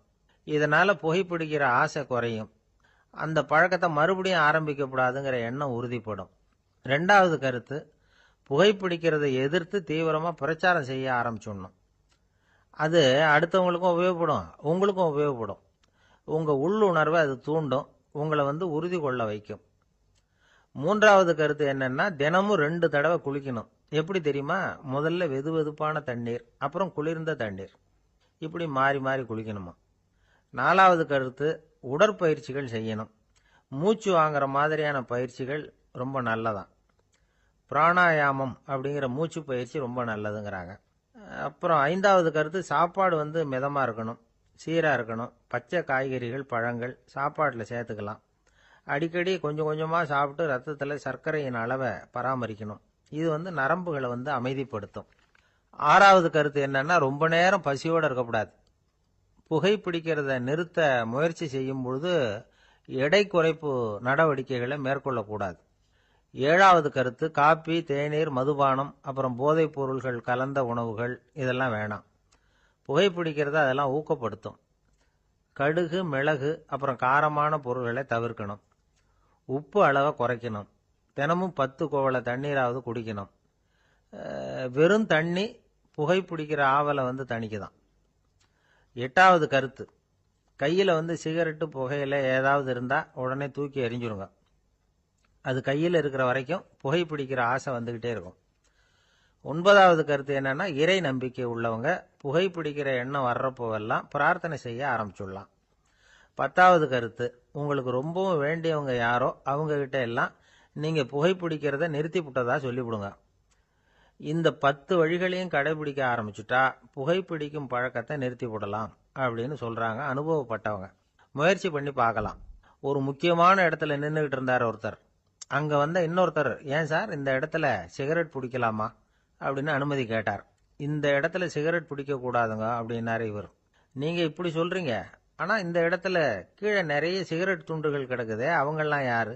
அவங்கெல்லாம் உங்க மாதிரி என்கிட்ட அனுமதி கேட்காதவங்க அப்படின்னாராம் இவர். ஒரு காடு, நல்ல மரம்லாம் செழிச்சு இருந்தது. அப்படிப்பட்ட காட்டில் ஒரு சாது இருந்தார். அவர் எப்படின்னா, எப்பவும் ஒரு மரத்தடியில் உட்காந்துருப்பார். ஏன்னா அவருடைய இருப்பிடமே அதுதான். அவர் என்ன பண்ணுவார், 3 கல் வச்சிருந்தார்.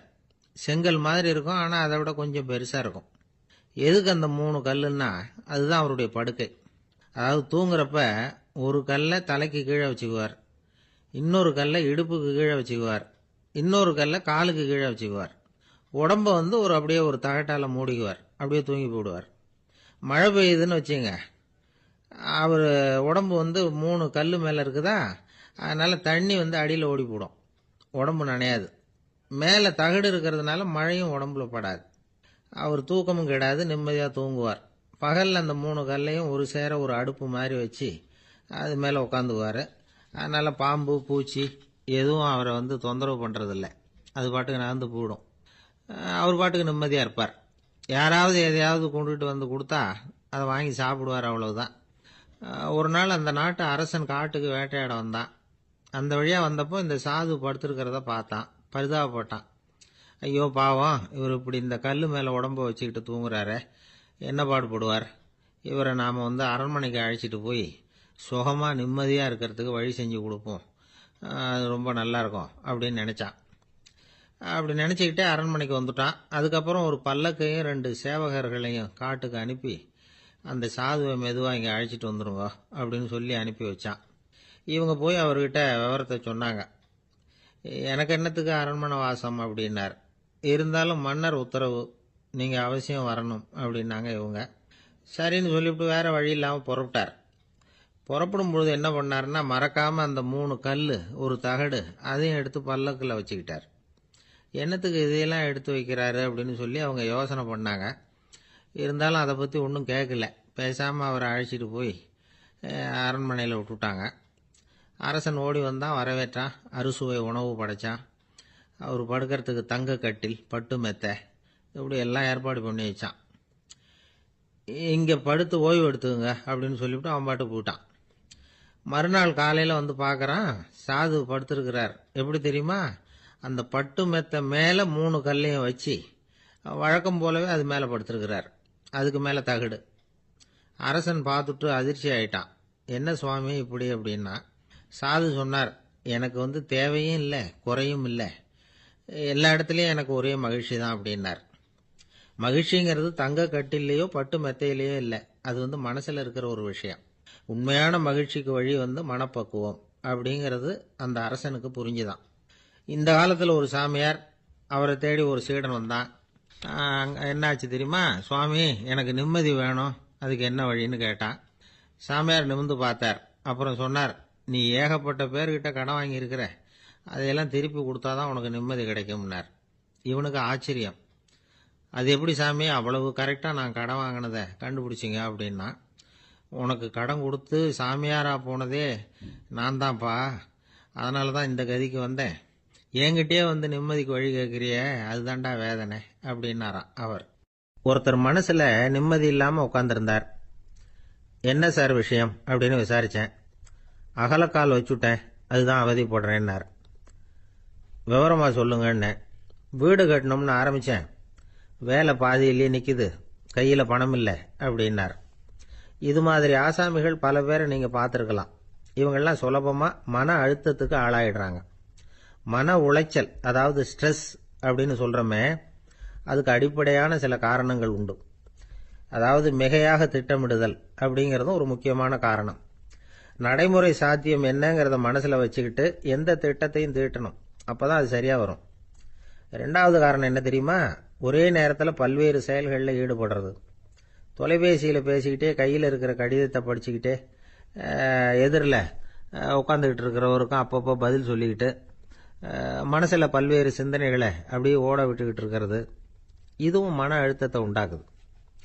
3வது காரணம், எதிலேயும் வெற்றி மட்டும் எதிர்பார்க்குற ஒருதலைப்பட்சமான ஆர்வம். நாம் தொட்டதெல்லாம் வெற்றியாகவே முடியணும் அப்படின்னு எதிர்பார்க்குறவங்க ஏதாவது ஒன்றில் தோல்வியை கண்டா தோண்டு போயிடுறாங்க. எப்படியும் முடியலாம்ங்கிற எண்ணம் ஏற்கனவே நமக்குள்ளே இருந்துட்டுதுன்னா அந்த அவஸ்தை வராது. அதனால் அதுவும் நம்ம வளர்த்து கொள்ள வேண்டிய ஒரு குணம். மன உளைச்சல் ஏற்படுறதுக்கு இன்னொரு காரணம், எதையும் வேகமாக செஞ்சுடணும் அப்படிங்கிற துடிப்பு. அந்த துடிப்பே மனசை அழுத்த ஆரம்பிச்சிடும்.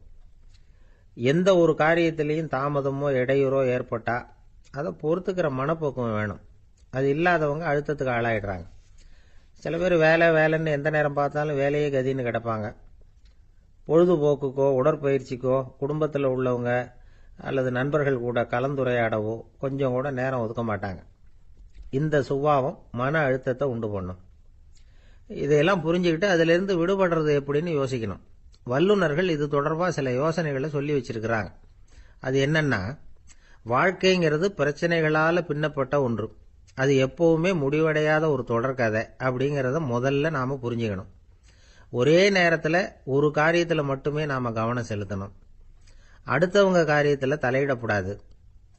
எதையும் பேச ஆரம்பிக்கிறதுக்கு முன்னாடி நம்மை நாமே கேட்டுக்க வேண்டிய கேள்வி 2. 1, நான் சொல்ல போகிறது ரொம்ப முக்கியமானதா? 2வது, நான் சொல்கிறத அவங்க கேட்கறதுக்கு ஆசைப்படுறாங்களா? நான் பேசுறதுக்கு அது சரியான நேரம் தானா? இதை யோசித்து பார்த்ததுக்கப்புறம் எதையும் பேச ஆரம்பிக்கணும். முடிஞ்ச அளவுக்கு வளைந்து போகிற சுபாவத்தை வளர்த்துக்கணும். நம்ம நேரம் விலை மதிப்பு இல்லாதது, அதை வீணாக்கக்கூடாது. சிரிக்க தெரியலனாலும் பரவாயில்ல, முகத்தில் கொஞ்சம் புன்முறுவலாவது காட்டணும். இதெல்லாம் ரொம்ப முக்கியம். அடுத்தவங்க ஏதாவது செஞ்சால் உடனே நன்றி சொல்ல மறக்கப்படாது. தினமும் கொஞ்சம் நேரத்தை தனிமையில் செலவு பண்ணணும். மன உளைச்சலிருந்து விடுபடுறதுக்கு 3 முக்கிய வழிகள் சொல்கிறாங்க. அதை சுருக்கமாக ரெட் அப்படின்னு சொல்கிறாங்க. RED ஆங்கில எழுத்தில்.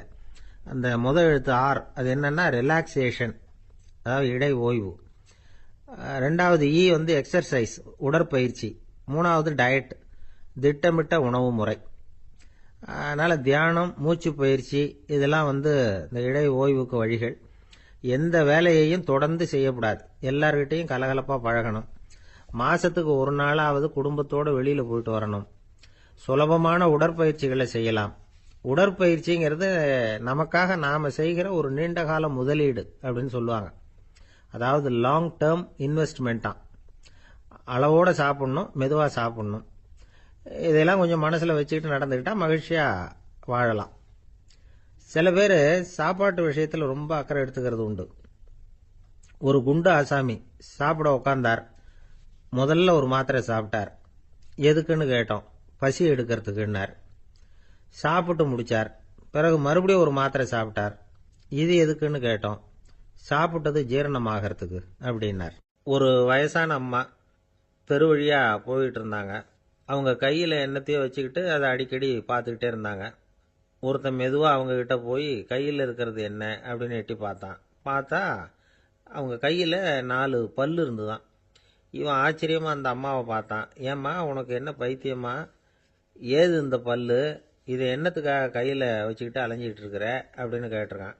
அதுக்கு அந்த அம்மா விவரம் சொல்ல ஆரம்பித்தாங்களாம். இதை பாருப்பா, எனக்கு ஒரு மகன் இருந்தான். அவனை ரொம்ப செல்லமாக வளர்த்தேன். அவனை தரையிலேயே நடக்க விடுறதில்ல. எப்பவும் தூக்கி வச்சுக்கிட்டு இருப்பேன். அவன் நல்லா பெரியவனாகி பள்ளிக்கூடம் போகிறப்ப கூட அவன் புஸ்தக மூட்டையை நான் தான் சுமந்துக்கிட்டு போவேன். பார்க்குறவங்க கூட கேலி பண்ணுவாங்க. ஏம்மா படிக்க போகிறது நீயா உன் பிள்ளையான்னு கேட்பாங்க. அவன் இன்னைக்கு எவ்வளவோ பெரிய மனுஷன் ஆயிட்டான். வெளிநாட்டில் பெரிய உத்தியோகத்தில் இருக்கான். சமீபத்தில் இங்கே வந்துட்டு போனான். ஒரு நாள் ஏதோ கோபத்தில் என்ன அரைஞ்சுட்டான். அப்போ இந்த 4 பல்லும் கீழே விழுந்துட்டுது. இன்னமும் கூட விழுந்திருக்கும், ஆனால் பல்லு தான் இல்லை. என் புள்ள அரைஞ்சதுனால விழுந்த பல்லு இல்லையா அது? அதனால் இதை எப்பவும் என் கையிலேயே வச்சுக்கிட்டு ஆசையோடு பார்த்துக்கிட்டு இருக்கிறேன். அவன் தான் வெளிநாட்டுக்கு போட்டான். அவனை பார்க்க முடியாத ஏக்கத்தை நான் இந்த பல்லை பார்த்து போக்கிக்கிறேன் அப்படின்னு நாங்களாம் அந்த அம்மா. இந்த கதை எதுக்காகன்னா, தாய் அன்பு அப்படிங்கிறது எப்படிப்பட்டதுங்கிறத புரிஞ்சுக்கிறதுக்காக. கல்யாணம் ஆனதுக்கு அப்புறம் தாயை மறந்து விடுறவங்க எத்தனை பேர் இந்த உலகத்தில்? அவங்க காதில் விழணுங்கிறதுக்காக தான் இந்த தகவல். ஆனால் ஒரு விஷயம் மட்டும் நல்லா புரிஞ்சுக்கணும். தாயை மதிக்க தெரிஞ்சவங்க தான் இன்றைக்கி வந்து வாழ்க்கையில் எல்லா விதத்துலேயும் முன்னுக்கு வந்திருக்கிறாங்க. வேணும்னா விசாரித்து பார்த்துக்குங்க. இன்னொரு அம்மா இருந்தாங்க. அவங்க தினமும் ஒரு கோயிலுக்கு வருவாங்க. சாமியை பார்த்து, கடவுளே நான் இறந்து போனால் நரகத்துக்கு போகணும் அப்படின்னு வேண்டிக்குவாங்களாம். எல்லாரும் சொர்க்கத்துக்கு போகணும்னு தானே கடவுள்கிட்ட வேண்டிக்குவாங்க. இந்த அம்மா தினம் வந்து நான் நரகத்துக்கு போகணும் அப்படின்னு வேண்டிக்கிறாங்க. அங்கே இருந்த அர்ச்சகருக்கு இது சந்தேகம். ஒரு நாள் அதை நேரடியாகவே அவங்கக்கிட்ட கேட்டுவிட்டார். அதுக்கு அந்த அம்மா பதில் சொன்னாங்களாம். ஐயா, எனக்கு கல்யாணம் ஆகி ரொம்ப நாள் வரைக்கும் குழந்தை பாக்கியம் இல்லாமல் இருந்தது. கோயில் குளம் எல்லாம் சுற்றி வந்தேன். ரொம்ப நாள் கழித்து ஒரு குழந்தை பிறந்தது, ஆண் குழந்தை. அவனை நான் ரொம்ப செல்லம் கொடுத்து வளர்த்தேன். அதோட விளைவு என்ன ஆச்சுன்னா, அவன் ரொம்ப மோசமாக ஆயிட்டான். கெட்ட பழக்க வழக்கம்லாம் கற்றுக்கிட்டான். அவன் இறந்து போனால் நிச்சயம் அவனுக்கு நரகம்தான் கிடைக்கும். அந்த அளவுக்கு கெட்டவன் அவன். அப்படிப்பட்ட காரியங்கள்லாம் பண்ணிகிட்ருக்கான், எனக்கு தெரியும். இவனுக்காக நரகத்தில் கூட யாரும் தயவு காட்ட மாட்டாங்க, தாட்சண்யம் காட்ட மாட்டாங்க. அதனால் இவனுக்கு முந்தி நான் இறந்து நரகத்துக்கு போயிட்டா அங்கே இவனை கவனிச்சிக்கலாமே, இவனுக்கு பணிவிடை செய்யலாமேன்னு பார்க்குறேன் அப்படின்னு நாங்களாம். அதனால தான் நான் நரகத்துக்கு போகணும்னு தினம் ஆண்டவனை வேண்டிகிட்டு இருக்கிறேன் அப்படின்னு கண்கலங்கி அந்த அம்மா சொன்னாங்களாம். அதுதான் தாய் உள்ளம்ங்கிறது. தாயின் பெருமையை வந்து சரியாக உணர்ந்துட்டா அவங்களுக்கு எப்பவும் எந்த கஷ்டமும் வராது. இது ஏதோ உபதேசத்துக்காக சொல்கிற வார்த்தை இல்லை, உண்மையான வார்த்தை. இந்த விவரத்தையெல்லாம் நண்பர் ஒருத்தர்கிட்ட சொல்லிக்கிட்டு இருந்தேன். அவர் கொஞ்ச நாள் கழித்து என்னை தேடி வந்தார். அவர் கையிலேயும் 4 பல்லு வச்சுருந்தார். என்னங்க ஆச்சு, ஏதுங்க இந்த பல்லு அப்படின்னு விசாரித்தோம். உங்கள் உபதேசத்தை கேட்டுவிட்டு இந்த உலகத்தில் எல்லாரையும் தாயாக நினைக்க ஆரம்பிச்சிட்டேன். ஒரு அம்மாவை கடத்தரில் பார்த்து தாயேன்னு கூப்பிட்டேன். அவங்க உடனே பலார்னு என்னை அரைஞ்சிட்டாங்க. பல்லு விழுந்துட்டுது. அதை தான் பொறுக்கி எடுத்துக்கிட்டு நேராக உங்களை தேடி வந்துக்கிட்டு இருக்கிறேன்னார். தாயேன்னு தானே கூப்பிட்டீங்க, அதுக்கு ஏன் அரைஞ்சாங்க அப்படின்னு கேட்டோம். நான் தாயேன்னு கூப்பிட்டது அவங்க காதில் நாயேன்னு விழுந்துட்டு தான், அதுதான் அப்படி ஆயிட்டுது அப்படின்னார்.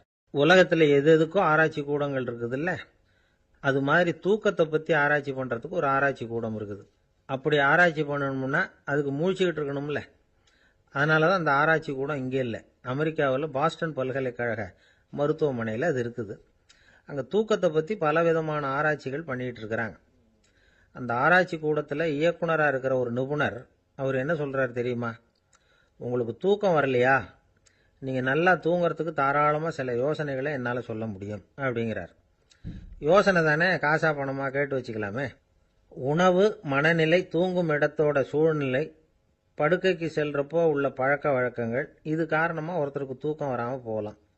தூக்கம் வராததுக்கு இதுதான் காரணம்னா அதையெல்லாம் சுலபமாக கட்டுப்படுத்தலாங்கிறார் அவர். தூக்கத்தை வரவழைக்கக்கூடிய ஒரு நல்ல மருந்து உடற்பயிற்சி.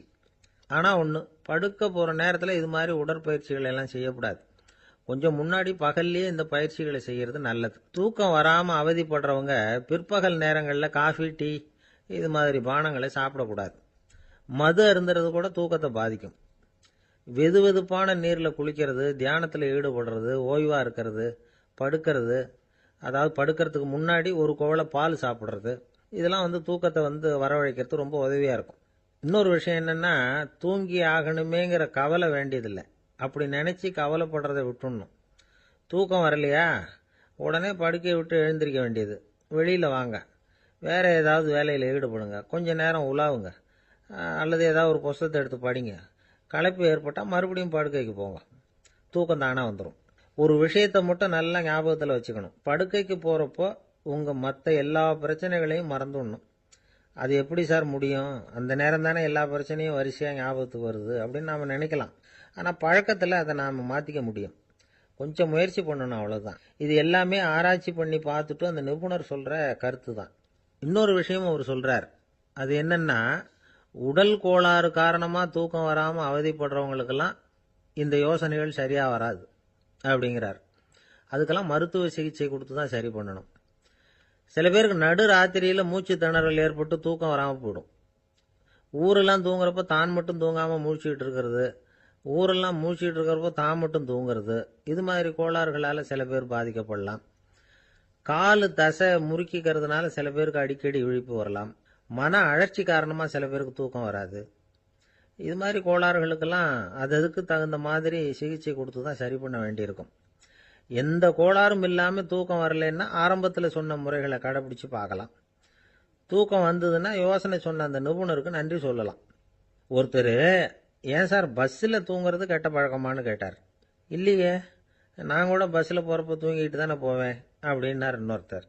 அப்புறம் ஏன் என்ன டிரைவர் வேலை வேணாம்னு வீட்டுக்கு அனுப்பி வச்சுட்டாங்க அப்படின்னாராம் அவர். ஒரு ஆஃபீஸில் வேலை பார்க்குற ஒருத்தர் ஏதோ தப்பு பண்ணிவிட்டார். உடனே மேல் அதிகாரி அவரை கூப்பிட்டு அனுப்புனார். நீ செஞ்சது தப்புன்னார் கோபமா. இது ஒரு ரகம்.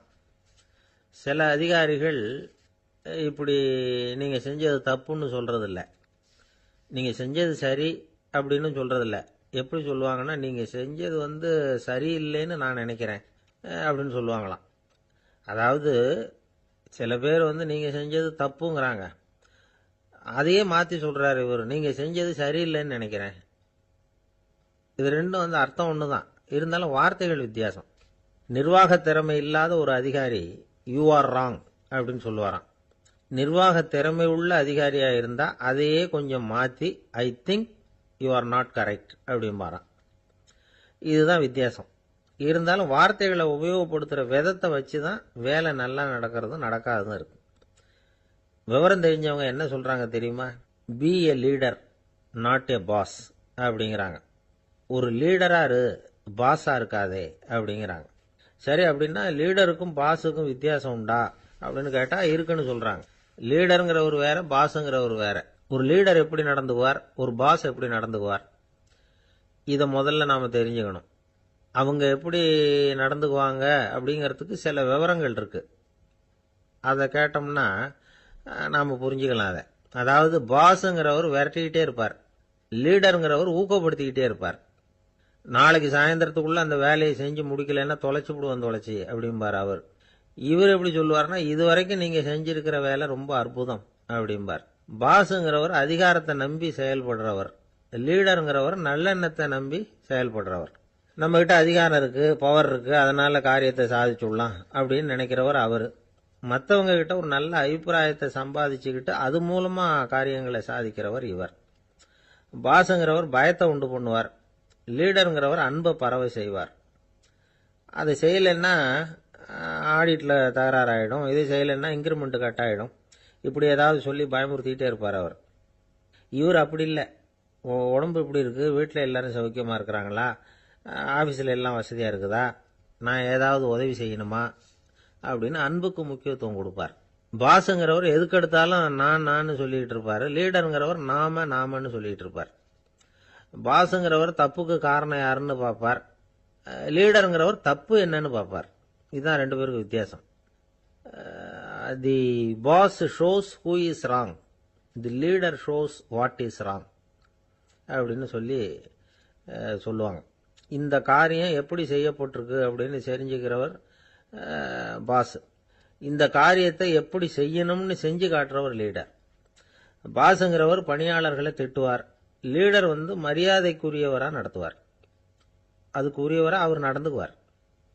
செய்கிற வேலையை ஒரு சுமையா நினைக்க வைக்கிறவர் பாஸ், செய்கிற வேலையை ஒரு சந்தோஷமா ஆக்குறவர் லீடர். ஒரு முதலாளியா இருக்கிறவர் அல்லது ஒரு நிர்வாகியா இருக்கிறவர் இது மாதிரியான நுணுக்கங்களை எல்லாம் தெரிஞ்சு வச்சுக்கிறது நல்லது.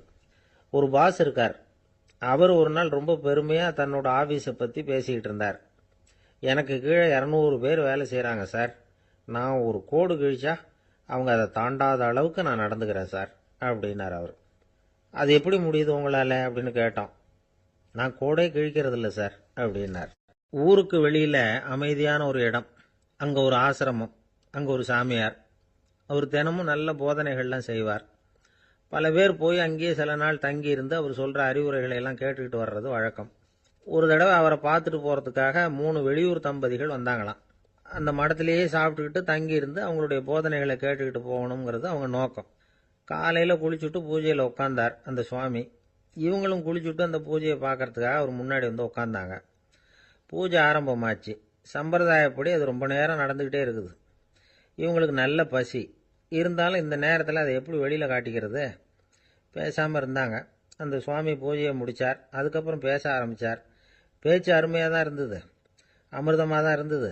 இருந்தாலும் இவங்களுக்கு இருக்கிற வயிற்று பசி அது சரியாக கவனிக்க விடலை. அந்த சுவாமியே இதை கவனிச்சதா தெரியல. இவங்களுக்கு மனசுக்குள்ள ஒரு எண்ணம், உள்ள சாப்பாடு தயாராகிட்டு இருக்கும் போல இருக்கு, இந்த பேச்சு முடிஞ்சது நம்மளை உள்ளே அழைச்சிட்டு போய் சாப்பாடு போடுவாங்கன்னு நினைக்கிறோம் அப்படின்னு இவங்களாம் நினச்சிக்கிட்டாங்க. ஆனால் சுவாமி இதை பற்றி எதுவுமே பேசலை, கண்டுக்கலை. ஒரு அம்மாவால் அதுக்கு மேலே சும்மா இருக்க முடியுமா? முடியல. சாப்பாட்டை கவனிக்கலாமா அப்படின்னு சொல்லி மெதுவாக ஆரம்பித்தாங்க. கவனிக்கலாமே அப்படின்னு உள்ளே அழைச்சிட்டு போனார் சுவாமி. இவங்க ரொம்ப அவசரமாக எழுந்திருச்சு உள்ளே ஓடினாங்க. அங்கே ஒரு மேஜை மேலே ஒரு கிண்ணம் மூடி இருந்தது. இதுதான் சாப்பாட்டு மேஜை போல இருக்கு, இங்கே சாப்பாடு வந்துடும் அப்படின்னு நினச்சாங்க. உடனே போய் சுற்றி உட்காந்துக்கிட்டாங்க. சுவாமி அந்த கிண்ணத்தை எடுத்து அந்த அம்மா கிட்ட கொடுத்தார். அவங்க அதை வாங்கி மூடியை திறந்து பார்க்குறாங்க. உள்ள ஒரு சாவி இருக்குது. சரிதான், இது சமையலறை சாவி போல இருக்கு, அங்கே போய் அதை திறந்து சாப்பாட்டை நாமே எடுத்துக்கிட்டு இங்கே வச்சுக்கிட்டு சாப்பிடணும் போல இருக்கு அப்படின்னு நினச்சாங்க.